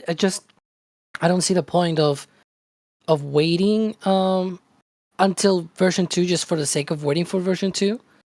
But yeah, I don't know. I really don't have a firm opinion on this, I guess. Yeah, makes sense. Okay, we have a $25 super chat from Bideford, which is extremely generous. Thank you, Bideford. You're the best. And I mean that, unlike Kevin Michael Reed. Bideford is saying, "Good morning, NSF. Jack, can you please answer Kevin Michael Reed's question so he can be happy? Need all to be happy." I was going to ignore this. But, you know what? Bideford is being so nice, as usual. Hey, look, the booster's moving into the chopsticks. No time to answer Kevin's question now. Sorry, Bideford. Sorry, Kevin. All right, so next up, the booster's going to get nice and nestled in with the chopsticks here, and we'll see the chopsticks move sort of up to the catch pins, lifting pins, whatever you want to call them. Good stuff. Yeah, no time for other questions here. We got action on our hands. I'm trying so hard to resist. All right, Kevin Michael Reed, 82 minutes ago.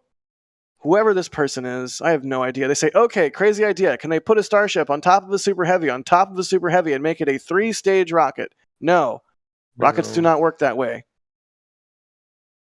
They could put a 3rd stage on the payload bay once they have the chomper.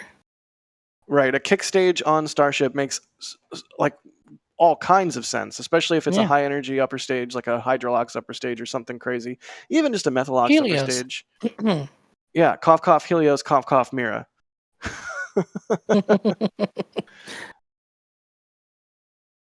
Good question, Kevin Michael Reed. You really had to get the whole team in on that one, huh? Cool. Let's do some more questions, preferably not from KMI. Oh my god! I just thought they could do a intermediate stage between Starship and Super Heavy, and call it just Heavy. Stop it. Please don't give SpaceX any bad naming ideas. It's already like when I'm explaining Starship to friends, it's so impossible. Well, you see, it's called Starship, and it's going to launch Starlinks, and it launches from Starbase. Also, the whole entire thing is called Starship, but also the bottom part is a booster. It's called Super Heavy. Also, the top part is called Starship also. In the middle is Heavy. And then they're like, talking. What? I think after 6 years of constantly bombarding my dad with SpaceX info that he doesn't care about, he finally knows the difference between Starliner, Starship, Starlink, all the stars. But does he know about Starbus? No. That's just the buses that bring employees to and from Starbase. They say Starbus on them. It's quite hilarious. Also, Jacques and Cat saying, Jacques in chat saying Starcat. Yes, Starcat is a thing. All hail Starcat. Stargate. Oh God, you're right, Stargate. the star bricks on the So heat many- shield. So many star things. Why are there so many star things? None of this is going to the stars. It All right, may go eventually around the star. Yeah, I mean, we're all going around a star. We don't call ourselves star humans. Well, one of them does. I know one. Hi, Moldy. Shay, thank you for the super chat. Again, they say, heard any further talk about the catch-only tower at KSC? I haven't heard any talk about a catch-only tower at KSC. I don't think they will build a catch-only tower. That's me. I don't know. I could be completely wrong. I think any tower they're going to take the time to invest in is going to be a dual use tower. I don't know. What do you guys think? Catch-only tower? Are they ever? referring? Are they referring to the one? Yeah. Any further talk about the catch-only tower? I don't know. Like we just had, that piece of information from the, notice of intent. To get an what's it called? Environmental impact statement, I believe, an EIS for Yes. 39A for Starship. But that is all. Like we haven't heard anything since, and frankly, maybe we will not hear anything until maybe next year, early next year, due to the whole process of paperwork. I will see. One thing that I'm hoping, because you remember, Pad B, the tower that's there. People think that they're building now, so it's recent. The first time that we saw any hardware for it was all the way back in October 2022 in Florida. We caught that on one of the flyovers, and we actually were like, "Wait, huh?" We were a little bit surprised that we saw more hardware for more towers, and then suddenly, everything happened. That was 2 years ago. Who says we won't see any sort of hardware for any of the extra towers that are about to build in the next following years out of Florida, right? Like maybe in the next few months they start putting together some of that hardware. We don't know, but we're definitely gonna keep an eye on that, and you can bet we're gonna be putting our cameras at that, especially on our flyovers in Florida. But we'll see. Yeah, I mean, we did see that in the environmental impact statement.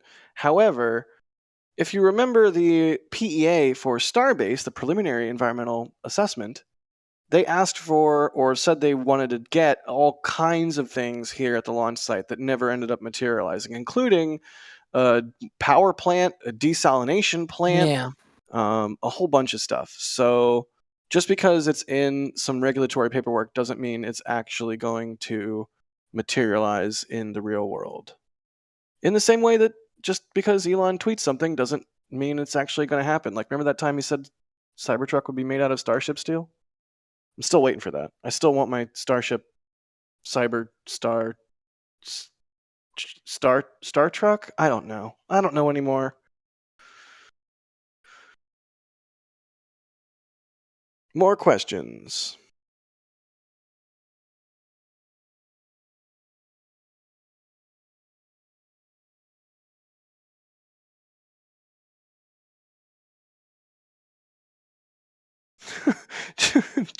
Jack Donahue Jr. is saying, why does Das think he's allowed to sleep during this important event? You assume Das is sleeping. I don't assume anything when it comes to Das. Also, for real, you got to sleep sometime. I was just remarking to a friend today. I was like, man, every time I actually want to fall asleep at a reasonable hour and get, like a normal night of sleep and get up early in the morning, it's a late night stream. Whee! Also, look at that. Are they just fine tuning the placement of the booster there, or was that a shimmy? I can't quite tell. It looked like there was a little bit of a wobble there. Yeah. I would not want to be responsible for moving these things around on SPMT. Maybe caught a pebble. Like when you're on a skateboard and you hit like the tiniest of pebbles and just go flying off. Classic. Don't bring back nightmares. Kevin says in the back channel, wait, you gotta sleep? Sometimes. Yeah, it sort of looks every time they stop, it does a little bit of a wiggle. Unless I'm just seeing like camera artifacts or something. Super heavies do that when they're happy. As a treat. Someone saying star termination system. Oh my god. Don't give SpaceX ideas.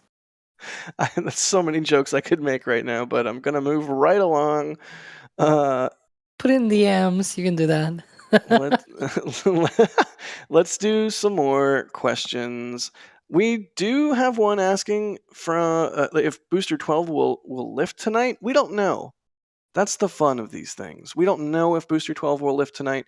We don't know if they'll just sort of park it here, get the chopsticks up and snuggled around it for stability, and then wait to lift at a later time. But good question.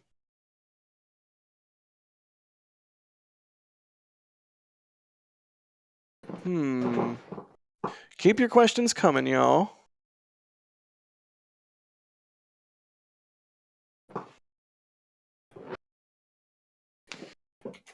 I'm looking for a good one.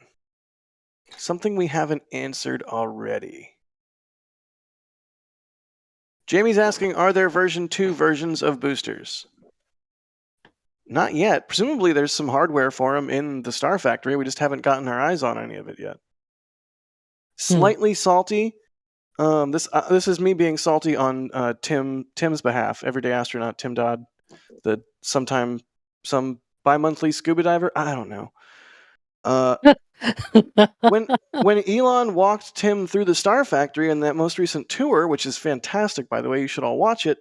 They just sort of walked through a big empty area of the Star Factory, which of course they're still building it. So yeah, a lot of it's still empty, but like, show us the cool stuff. Surely there's a whole bunch of hardware in there. So yeah, haven't seen any version 2 booster stuff yet.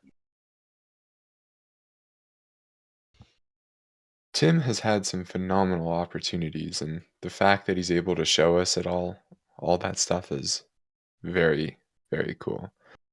Yeah, the insane blurred rocket interior of insanity was really cool. Not to mention the entire rest of the Blue Origin tour he did with Jeff.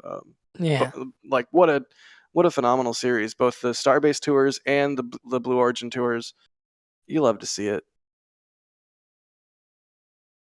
he also said today that he has like some kind of moon video Apollo thing. Oh yeah, he's got like a 2-hour video coming out on like to go over moon landing denial. Yeah. I'm excited for that one. I'm also just like, man, Tim's a better man than me.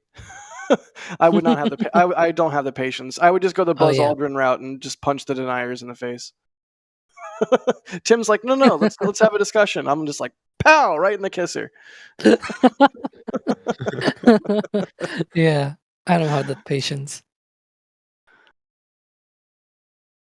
Let's see. Astro Knucklehead saying, any plans to double the lanes on Highway 4? Roadwork signs just put up. Not that I'm aware of. I do believe Kathy Luters has mentioned something along those lines as being like a future thing that will happen eventually. But yeah, I don't think that's happening imminently.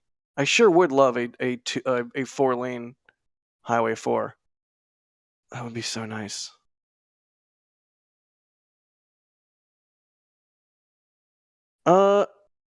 Suknor, I hope I'm not butchering your name. I probably am, and I apologize. If you want to @ me in chat and let me know how to pronounce it properly, I'm all ears and eyes.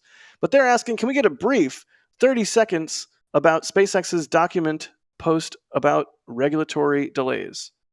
Sure. Here's your brief 30 seconds. Watch the Flame Trench later on today, Friday, and well, I'm sure we're going to talk all about it. I know that's like a cop-out answer, but for real, we've talked about it so much. We talk about it on the Raptor sides. We talk about it on all the streams, even the Falcon 9 streams. Like, we'll talk about it on the Flame Trench, where things get a little spicy, and I think that's probably at this point the appropriate venue for that, because we've sort of done the news reporting.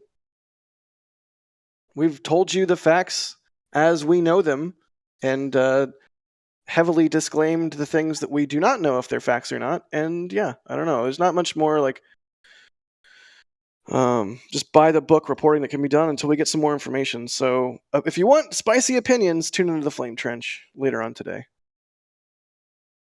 Josh Schulten again. Thank you, Josh. They're saying, very glad that all this action is happening on the day I had shoulder surgery. Thank you for your super smooth radio voices keeping me company. Buddy, you are welcome. I'm sorry you had to have surgery today. I hope it heals up fast. And also, don't skimp on your physical therapy. It's important. Don't mess around with it. Sorry, I had to dad Josh for a second there. My bad. It's just in my nature. James Atkinson is asking, when do you think they will first fly version 3 Raptor? Will we see both ship and booster on version 3? We were talking about this sort of tangentially a little bit earlier. I don't even know what a tangent is. Trevor, what's a tangent? Like in maths? The tangent line is It has something to do with a cosine, right? I don't even know what a cosine No, is. okay. So there's the trig sense of tangent, which is just, oh god, I think it's sine over cosine. But then there's the tangent line, which is like more what you think of it when you're in a calculus course, which is just the like instantaneous rate of change. So it's like the Mostly limit. sure. I'm mostly sure what the expression going off a tangent means is that it refers to tangent things, like a line being tangent to a circle and things like that. Yeah. And you go off on a tangent, you go to infinity and just don't go back to the thing. Like Look, now. All I know is I took Algebra 2 and barely passed, and that was the extent of the math that I forced my brain to try and comprehend. Emphasis on the try. Hey, I have not even taken algebra 2 if you consider group theory sense. Sure. Raptor Anyways, version 3 on yeah, Raptor version 3 on both ship boosters. and booster. So the tangent before the tangent was ship version 2 is going to fly on booster version 1, which means ship will presumably be flying with version 3 Raptor, while booster will still be on version 2 of Raptor. Is that a fair assessment? At least at first. Yes, Jack, that's a fair assessment. All right, thanks. What was it again? Hang on. I was looking at the camera, sorry. No, you're booster good. going into the, between the chopsticks, so. Have they started to close yet? That's what I was looking at. Are they still positioning the booster in there? Yeah. Looks like they're doing a couple little wiggles, rotating it slightly, getting it aligned just right. Which is good. Yeah, come again. What did you say? I was just reiterating that ship version 2 is going to fly on booster version 1, at least at first, and that means a mismatch in Raptor types between booster and ship, because booster version 1 will have Raptor version 2, and ship version 2 will have Raptor version 3. Oh, that also hurts me as well. I mean, it's fine. Because it's Raptor 3 on Starship 2 and Raptor 2 on Starship 1. It's like... Yeah, I mean, honestly, of all the things that are like slightly eye twitch inducing, that one doesn't really bother me for whatever reason. It's just a sort of a mouthful to explain. Yeah.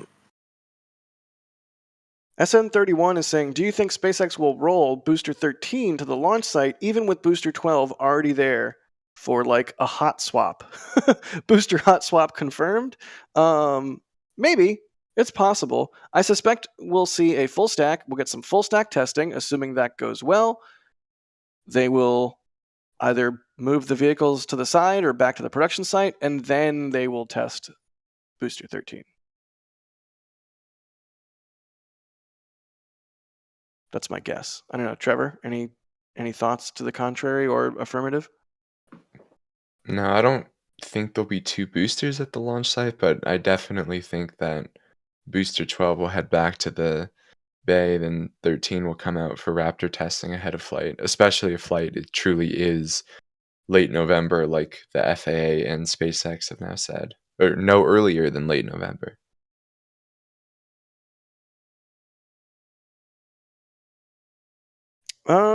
Davey is asking how many Wobble. version 2 ships are at getting that. built right now. Oh yeah, chopsticks.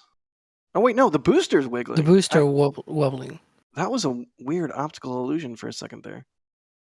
Booster really wobbling a lot. I mean, it's fine, but also clearly they're trying to get it in the exact right spot. Yeah, look at that. Also, with all the stringers on the booster and this particular angle, the lifting pin looks like a nose, the grid fins look like eyelashes, the grid fin cutouts look like eyes, and the stringers kind of look like a mouth. It's got like an angry face. It's got a. It's if I could tell it straight right now, I would draw an angry face on the booster. It's like, get me in the right spot already. It's a grumpy booster.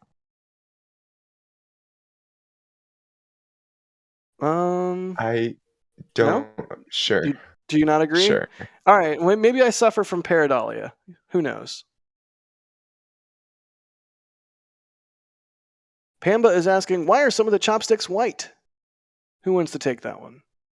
Just take it and run. Wow. That's an Alex question. It's because they've reinforced them. And the white spots are where the reinforcements went, and I think they applied some primer over the I don't even know what you would call them. Reinforcements. Gusset plates, something fancy like that. Part of all the work that they're doing to prepare for catch on Flight 5. Sorry, Alex, go ahead. Probably need some more paint afterwards. Yeah, that's why it's primer, because if you put that on first, then you put the black paint over it. So then the other is a seconder? I don't know. Wow. You're really gunning for Sawyer's pun tokens tonight. I'm trying my best. Nub340 is asking, how much wood can a woodchuck chuck if a woodchuck could chuck wood? Trevor? Yes. Much wood. Alex? A lot.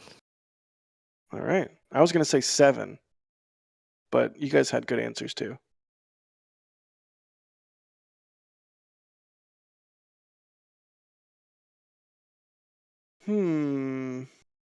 More questions.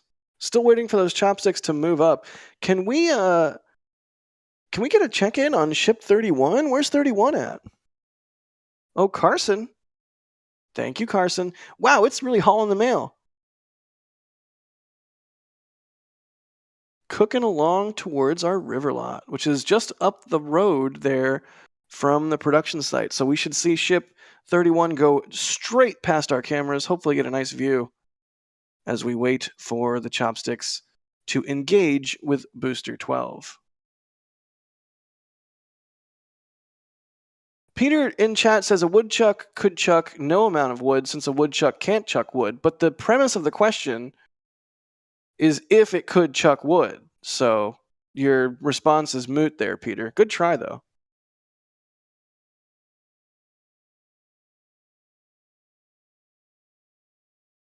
And yeah, I still think it would be like 7.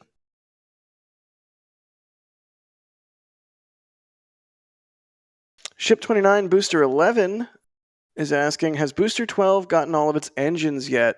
And when is Flight 5 net? Flight 5 net is end of November per SpaceX and the FAA. And yes, Booster 12 has all of its engines.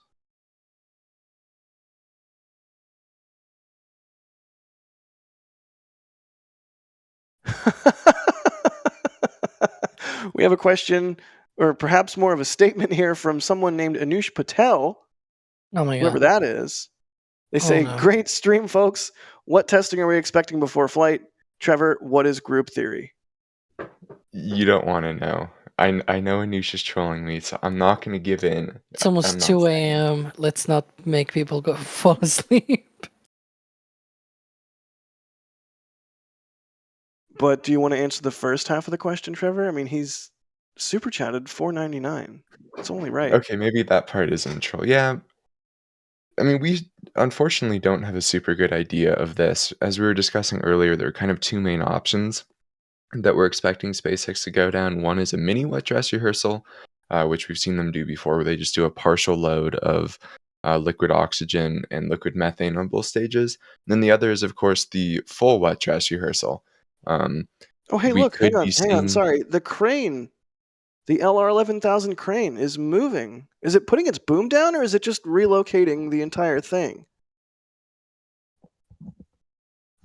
Let's keep our eyes on the old LR11K there. Sorry, Trevor. Please do continue. Yeah, so we could be seeing one or both of those tests in the upcoming week. We'll just have to see. Makes sense. What is group theory though?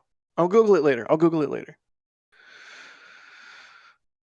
B1062 asking odds on a future 12-meter wide super Starship super heavy. Not for like at least a decade or more, if ever. Honestly, they're sizing everything, all of their tooling, all of their buildings, all of the launch infrastructure around 9 meters. It's not trivial to just scale that up. Would be cool though. Yeah, right now it's easier to just stretch while they have the same diameter. And if you want to, widen the rocket, it's better to just do it on the long run. Similar to how they went from Falcon 9 to Starship, right? Because you could say that in essence it's like a larger version of Falcon 9 with a lot of improvements and whatnot, but And different fuel, yeah. and yeah, a lot of changes essentially, right? But Falcon 9 was like 2010, Starship 2020s, early 2020s, so like 10 years, 15 tops. Yeah, and like you said, right now it's easier to stretch it. There are limits to how much you can stretch. Oh man, why is there so much math that's like so out of my realm tonight? There's a thing, I'm vaguely aware of it in the same way that I'm vaguely aware that the chopsticks are finally raising now. Hooray. What is it? It's Fineness ratio? Fineness ratio. Yeah, thank you. I don't know what it means other than you can only make it so stretched up into a point, at which point it's no longer good. That's all I know. Someone explain that better for our viewers, because I know what it is. I totally know. But our viewers The might not know. ratio of the height of the vehicle to its diameter. So, like, Falcon 9 is a very fine rocket because it's very tall for its diameter, when something like what's a short, stubby rocket? Neutron. Yeah, Yeah, Neutron is Neutron gonna is be very stubby. not fine since it's very short for its diameter. I mean, I But think yeah, all rockets are fine, but I get what you mean. one of the problems of having a high fineness ratio is that, since it's very long and thin, like the ratio of the length versus the diameter is too long. That means you have a lot of stresses when you fly through the atmosphere, especially. But even when you're not, and you're just flying itself and the stages and whatnot, you have a lot of bending issues there, and so that is essentially something that you don't want to have on your rocket. Yeah, you don't want the rocket to be extra bendy. That's generally bad unless you're Joe Bernard making a hot glue rocket, and even then you probably don't want it to be that bendy. Yeah. But even then, because we were talking about right now, it's easier to stretch the rocket. By stretching the rocket, you can get a lot of performance out of it, right? At least the planned performance for Starship version 3 is precisely potentially up to 200 tons to low Earth orbit, which is a lot of performance, right? Now, imagine it is also stretched, but also, larger diameter. That will be a lot of performance, going maybe like, 300, 400? essentially ITS, interplanetary transport system levels. Right. Okay. I have to be really careful with this one. I'm going to read your actual name, not what you typed here. Bullet Hole Shooter. Thank you for the €2 and for saying thanks for the shout out, Jack, last time. Yes. We all remember, unfortunately. Thank you for the support.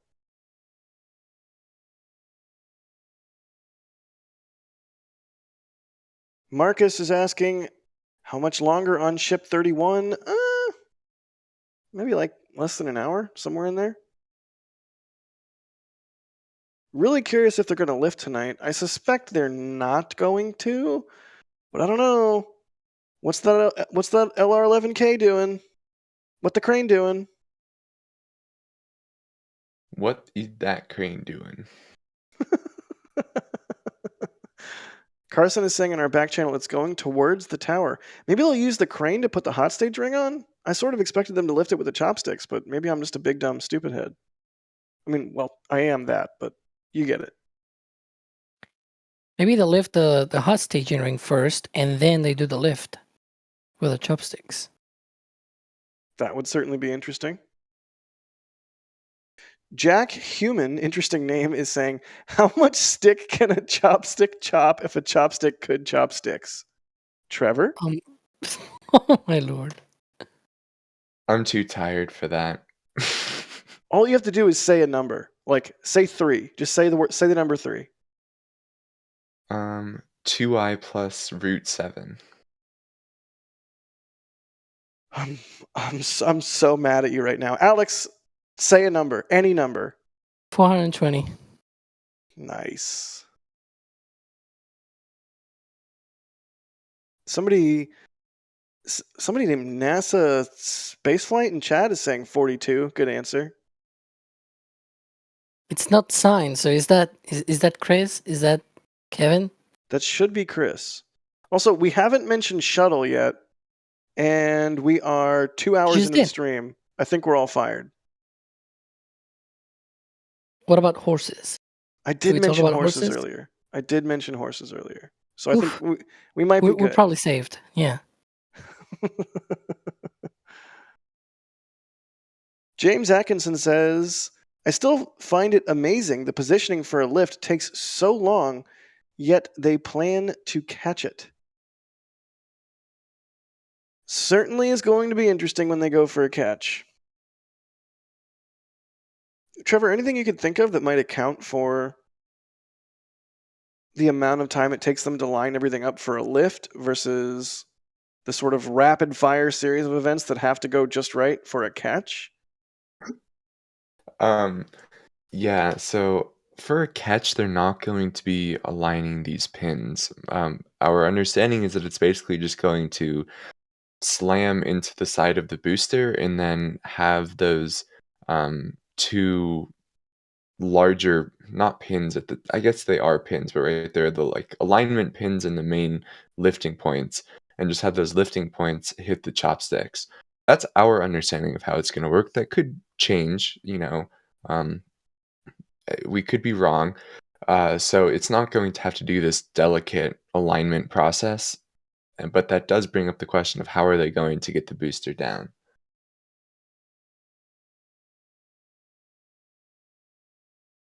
I suspect the answer is very carefully.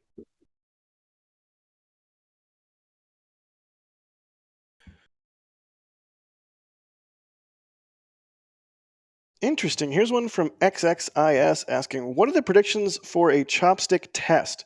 Will they partially load the booster to simulate mass during booster catch and lift it? I don't think so.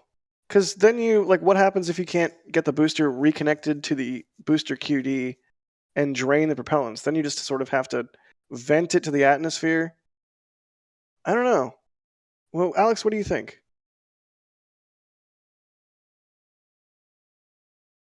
I'm not so sure they will do that. Do you think they could sufficiently simulate the mass of a booster by loading like, I don't know, water into 14.1? Or is it not big enough? It's probably not big enough, huh?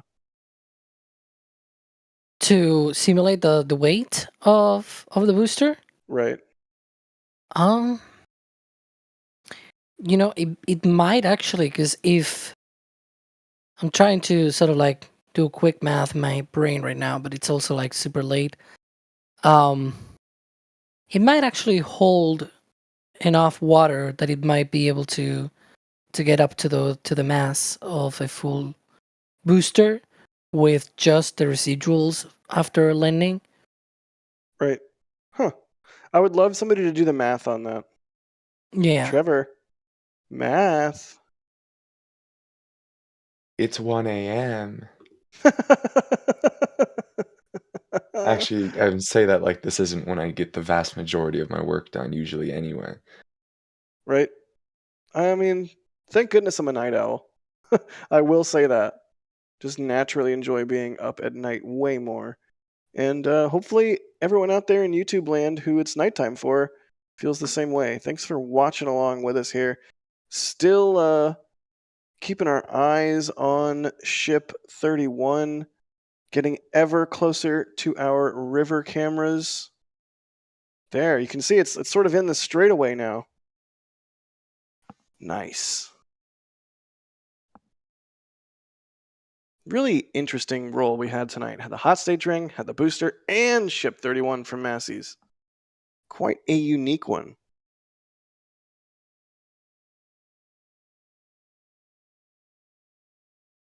Let's see. B1062 asking Jack, have you thought about bringing back the flight day stream monologues? I really missed them from the first few flights. So inspiring. Thank you.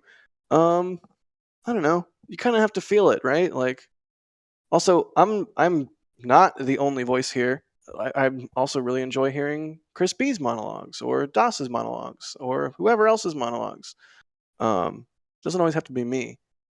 But yeah, I don't know. I kind of like to reserve those, at least when I'm doing them, for really big ones, like really big events. Like I did one for Artemis. I believe Chris G also did one for Artemis, which was absolutely beautiful. I think Chris B might have also done one for Artemis because there was a whole bunch of Artemis attempts, if you guys remember, for Artemis 1. But yeah, I don't know. Maybe Flight 5 warrants one, given that it's a catch attempt, and that's a big first. So we'll see. Oh, Westy in chat saying, Moon! If you know, you know.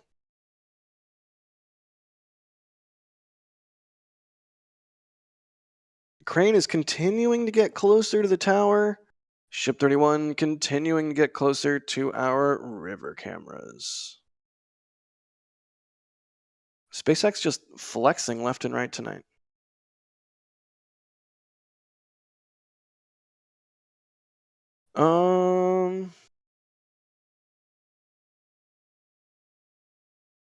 Nub340 is asking, are they still planning to launch and land in the Gulf via a barge? Would that get around all the FAA regulatory issues? Alex, I'm going to totally throw this one to you. But basically, if you're a US company, even if you're launching from another country, like, I don't know, say New Zealand, you're still subject to FAA regulatory oversight, right, Alex? Yeah, and not just not just another country, but even if you're launching from the middle of the ocean, you also get FAA oversight.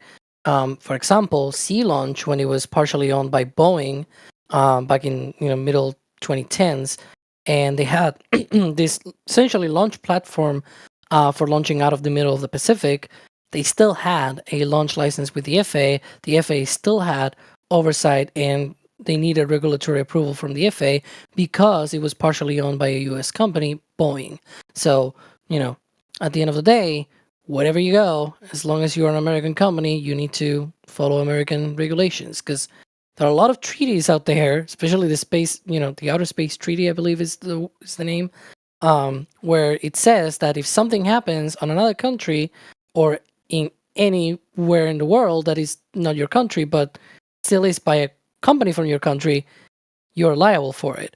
So, one of the one of the implications of that is that also regulations those apply to countries from companies from the same country.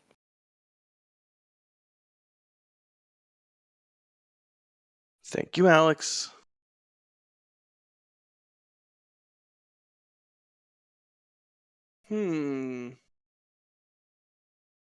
Nick Anderson is asking, if they catch Booster 12, will it refly? Which booster will be the first to refly? I think if they do catch Booster 12, it will be dissected for data. I don't anticipate them to refly 12, but never say never. I think whatever the second or third booster to launch will refly. Maybe even not that soon. Maybe we'll have to wait for booster version 2 for a booster that reflies. But hard to say right now before they've even caught one. I don't know. What do you think, Trevor? I think probably the second booster to be caught will be reflown. The first one just seems a little too early for me. So yeah, my guess is probably like booster 14. Preamble raises a good point in chat saying they could do a static fire test. That would not shock me if they put booster 12 back on the mount after catching it and then static fire it just to see what the deal is. I mean, depending on what condition it comes back in, of course, right? Can Alex, I say what do you think? Stephen Lewis just said? Yeah, go. Did they dissect Falcon 9? So I have a story. So for the first Falcon 9 that they actually landed, they did a static fire test about 3 weeks after on the pad. It was a very short static fire test, just 3 seconds. The usual, short static fire test that they do with Falcon 9. But they got to, they got it back on the pad. They put it on the hangar, they inspected a bit, and then they put it out on the launch mount. They were able to static fire it. They saw a few things on one of the Merlins, but overall the booster was good to go. We don't know how booster 12, if it actually succeeds on its landing, whether it will be in a good shape or not. That'll be something that the engineers will have to figure out, and whatever they can do with it. I don't think we're gonna see a reflight though. And to also answer Steven's question about Falcon 9, they did not dissect that first Falcon 9 booster. They did not dissect the second one, but did that for essentially the third and the fourth ones. Not the fourth, the fifth. So the third and fifth that they caught, that they landed, I guess. They did dissect them. So the short history here of Falcon 9. The first one was static fired and then put on display. The headquarters is the one that is vertical on the headquarters. The second one that landed was reflown. That was the first one that was reflown. The third one was not reflown because it was a high energy orbit. It was the first one that they recovered with that, so they tested it a bunch of times. Like they put it on McGregor and they fired it like 7 or 8 times, full duration, just to like a stress test sort of thing. I can see that happening with Super Heavy. Like, wouldn't that make sense, right? Like after a flight, just fire a bunch of times, do a bunch of cyclings, and like just do a bunch of testing after it comes back and see how it handles after having flown once at the very least, and that can get you a handle of how many flights it may be able to do in the future, right? So they did that with the third one. The fourth one eventually was reused as a Falcon Heavy side booster. The fifth one was also used as a stress test vehicle kind of thing. So those two, the third and the fifth one, were essentially, eventually they were scrapped after they went through all of these cyclings and everything, and all of these testing. I can see the same happening with Super Heavy. A lot of testing, a lot of different stress tests, because once you bring it back, it makes the most sense to just get more data out of it. More data, more better, right? Jinx, you owe me a Coke. Nub340 says, could a kooky koala cook a kettle of kangaroo kombucha? Trevor? I don't even know what that means. Le Pioneer is asking, are the Stargate building and the high bay going to be destroyed? Alex, what do you think?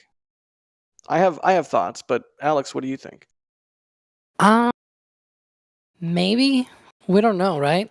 But it seems to me, at the very least, that the high bay will no longer be that useful. Right now, they're using it sort of like, for example, they rolled ship 34's nose cone and payload bay sections, and they're still stacking it. Like, they're still using the stacking stuff on the high bay. But other than that, boosters cannot fit inside of the high bay with the hot staging ring, for example. Ships eventually may not even fit inside of the high bay either, once they go to version 3. And they need a lot of space.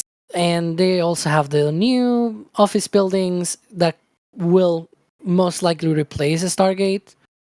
So it's very likely, in my opinion, that we may see both the Stargate and the high bay going off, just being deleted from the map, essentially, and then they put there another mega bay. Like, they need a lot of mega bays in the future. I can see them doing that. Yeah. Trevor, thoughts? Are Starlink I almost called it the Starlink building. Are the Stargate building and the high bay not long for this Earth? I definitely don't think high bay. Stargate, I see them not. I don't see them getting rid of Stargate anytime soon, but I imagine high bay at some point they'll want to replace with a mega bay just so they have some consistency. Hear me out. All right, hear me out. Hmm. Roast the high bay. Roast Stargate building. Roast the brand new parking garage. And like a corner of the Star Factory for good measure. Gigabay. Huh? Huh? Maybe? What? I don't know. SpaceX loves to build infrastructure and then like immediately tear it down to build something else there. So, Oh my god. no, seriously though, I wouldn't be surprised if Stargate and High Bay go away and are replaced with who knows what, Gigabay, Megabay 3, whatever you want to call it. Certainly, I don't think we've seen the last very large bay at Starbase. It's too many Star words. Go ahead, Alex. Yeah. At some point, there's probably going to be some kind of, ultra bay or something like that. Because I don't think the version 3 of the booster may fit on the current mega bays. Right. I'm even wondering if we are going to see like a dedicated, they pull, Mega Bay 1 and Mega Bay 2 just for ships, and then they do a Mega Bay 3 for boosters or something like that. I don't know. That is taller so that they can fit it. Yeah, honestly, I don't think that the current Mega Bays that we're used to, like that size, is not set in stone. So who knows? Maybe we'll get a Ultra Bay, a Turbo Bay, a Michael Bay sometime in the future. Ship 31 about to pass our river lot here. As that LR 11,000 cranes boom, or maybe it's its jib, I don't know, I'm not a crane person, swings into position to do whatever it's going to do. Presumably lift the hot stage ring. Oh yeah, we're getting some enhanced views of Ship 31 on the crab stand there. Good deal. You can see its raceway where it had that anomaly the last time it was at the Massey Outpost, which is why I call it Arky, because there was some high voltage arcing. So Arky. Also for Sparky. Arky. Right. Well, it was more Arky than Sparky, but if you want to call it Sparky, I'm not going to stop you. Just don't call it Hoppy. Why not? It'll hop at one point, so it's hoppy. Are ships also hoppers? Stop talking. Why? So yeah, you can see Ship 31 being transported there on the ship static fire stand. Really nifty way of going about handling the logistics of static firing a ship at Massey's on the new flame trench setup that they have, which makes me think, do you guys think we'll see a mobile mount of some kind for Pad B at Starbase? Do you think that's a thing that's possible? I've seen a lot of talk about it on the old interwebs there. Anything's possible. I mean, I could go on if you want to do an Alex answer, but go ahead, Trevor.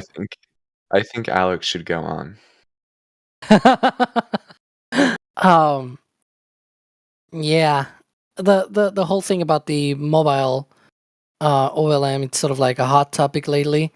I think we really haven't seen a lot of hardware to definitely say, oh, it's gonna be mobile, or definitely say it's fixed, right? For all we know, even the flame trench, the diverter itself might be a mobile one, because why not? They did that in the Apollo era, so you could build two and just swap them, just like you could also do that with the OLM. There are some reasons to do that, in the sense that you can probably use the OLM maybe for like 10 launches without any major refurbishment. Then you bring it out, put a new one in that's fresh and refurbished, essentially. And then you can just refurbish the other. You bring it back maybe to Sanchez or something like that. And in between, you can refurbish it and fix it and whatever needs to be done on it, and then you put it out again after the other has already, like, you can have that sort of thing, and it doesn't need to be overly complicated, that like a mobile launcher from NASA or something like that, because a lot of the things you can just make it fixed, right? Like the quick disconnect, all of that stuff can be fixed, and only the mount itself, just move it around. And yeah, I don't know, like, could be, sure, we don't know just now. Good answer, Alex. Standard Alex answer, which is good. Chris, thank you for the single curly L. And James L, thank you for the $5 redues. They say, why didn't they build the bays taller for the new boosters and ships? I mean, why did they build the windbreak with 3 walls? Why did they build the high bay with it not able to have a super heavy booster lifted in it, unless they cut a chunk out of the roof and then a ring off the bottom of the super heavy booster and then lift it with a crane through the hole in the, like, SpaceX just moves so fast.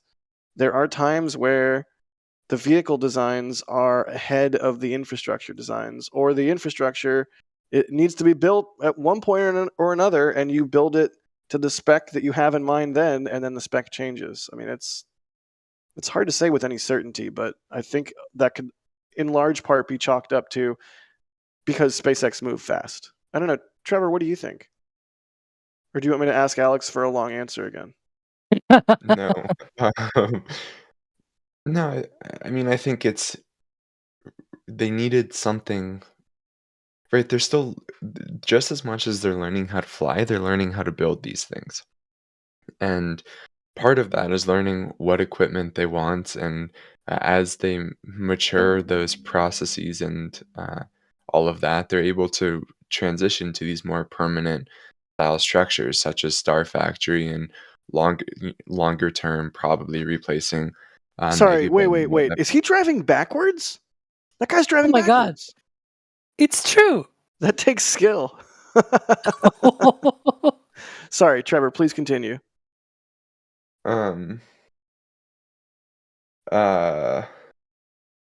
you completely made me lose my train of thought. But yeah, I mean, that's just a maturing production line. So, at the start, when they were in the MK1 era, they had no idea what they were doing. They were still learning. So it makes sense that they, built a structure that didn't end up being all that useful. And that'll just continue to be the trend of having it be more and more proper, if you will, until, they're spitting out starships that are going to head to Mars. Right. Look, one of the wheels on the SPMT is just up. Maybe it's the one that got broken Could a be. while ago. Yeah, could be.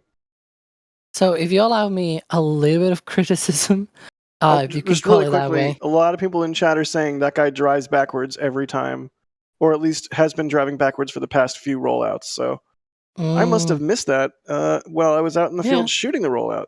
Interesting. You were Anyways, focused on the vehicle Alex. itself, not on the guy, Right. Go driving ahead. backwards. Well, I mean, my little bit of criticism here is that, I mean, if you're gonna build, look, when you're building tents, cool, sure, whatever, it's tents, right? But when you're building a more permanent structure, like say, Mega Bay, or the high base, or the mid bay, or whatever, any of the bays that they have built were more permanent structures than the tents themselves. So, like, I don't know why they didn't do something like, let's build a high bay that is 100 meters tall from the onset, right? And this will fit everything inside. It'll fit, a test tank that is just 20 meters tall. It'll fit a ship that is 50 meters tall. It'll fit a booster 70 meters tall. And whenever we expand this, the booster can be up to 95 or 100 meters tall, right? Like, and you don't have any of those constraints because they knew at one point they will stretch Starship, right? That is my only piece of criticism, that I can understand things like the tents, for example, not do anything for 2 or 3 years with them and still do all the manufacturing on tents, because it makes sense, right? They were still in very early development, and now they have a full star factory, a proper factory, and that makes total sense to me. Like, I will not say no to that. But for more permanent structures, I'm like, that takes a lot of time and a lot of work to do. Now to just 2 years after that, just tear them down. It seems weird to me, but hey, SpaceX is SpaceX. Well, SpaceX was certainly SpaceX tonight, rolling both a ship and a booster and its hot stage ring all in the same night. Really just firing on all cylinders. Super cool to see. I think it's the first time that's ever happened. Not a ship for Flight 5, it's a ship for Flight 6, but still, really neat. Looks like the crane is still gearing up to grab the load spreader for the hot stage ring at the launch site. You can see Ship 31 is nearly around the final bend here as it gets closer and closer towards the old Sanchez lot, or just the production site, whichever one it's going to, we don't know. But yeah, I think with that, we will start to wrap things up here. If it looks like they're going to lift the booster, we're going to go live again. And so do not fret. As soon as things start to happen in rapid succession again here in Starbase, you can keep your eyes open for another trusty NSF live stream. But yeah, Trevor, thanks for being on the late night stream and sharing your knowledge of math with us, and also your insufferable opinions on bacon. Yeah, no problem. I mean, the more people I can get to agree that bacon is disgusting, the better, in my opinion. I just don't know how that's a position that you think you can legitimately take and have people agree with you on. But you know what, man? You're my friend, and I support you. Alex, also, thank you for being on, good buddy. It's been a pleasure, and if you allow me, I'm gonna plug a few things, because we published a video a few hours ago. Oh geez, here goes the plugs. We went live now, so in a few hours we're gonna have Twiz this week in spaceflight, and you may not get a notification for the flame trench, so be sure to check that out as usual at the same times. I think, yeah, because YouTube is very YouTube, and so yeah. Right. Also, you can see the NSF socials. We're on X, we're on Instagram, socials, we're on Facebook, we're on TikTok, everywhere you want to be. So if you want to be up to date and know whenever we go live, that is the way to do it. Follow NSF on your social network of choice. Also in the background, we had Carson Phillips operating the stream. Thank you, Carson, for being you. And also, I am Jack Beyer. I don't really know what else to. Yeah, I'm Jack Beyer. Thank you everybody for watching. Thank you for all the support. It's truly outstanding. We get to do the coolest job in the world, and that is only because y'all come out and watch these crazy late night streams and hang out with us and ask good questions and support what we do, however that is, even if it's just hitting the like button. Doesn't have to be a monetary thing. But yeah, with that, we're going to sign off. Starbase Live is still live 24/7, as it has been for, I think, like 3 years now. Oh my God, what am I doing with my life? So yeah, you can go watch Starbase Live and keep tabs on everything that's going on. And again, as the action picks up, we do plan to go live again. But until then, you don't have to go home, but you can't stay here. Thanks everybody for watching. We'll catch you on the next one. And here we go.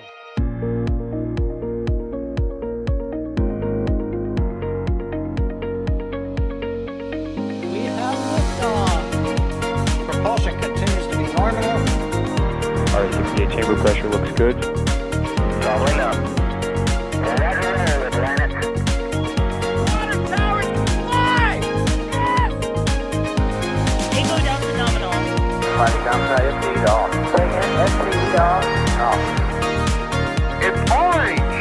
Orange 45! Oh my God! Oh my God! Décollage! What do you think? Put that in the big bag, you know. 343 unfolds to go. Indeed. We rise together back to the moon and beyond. This methane would be igniting in the flare, correct?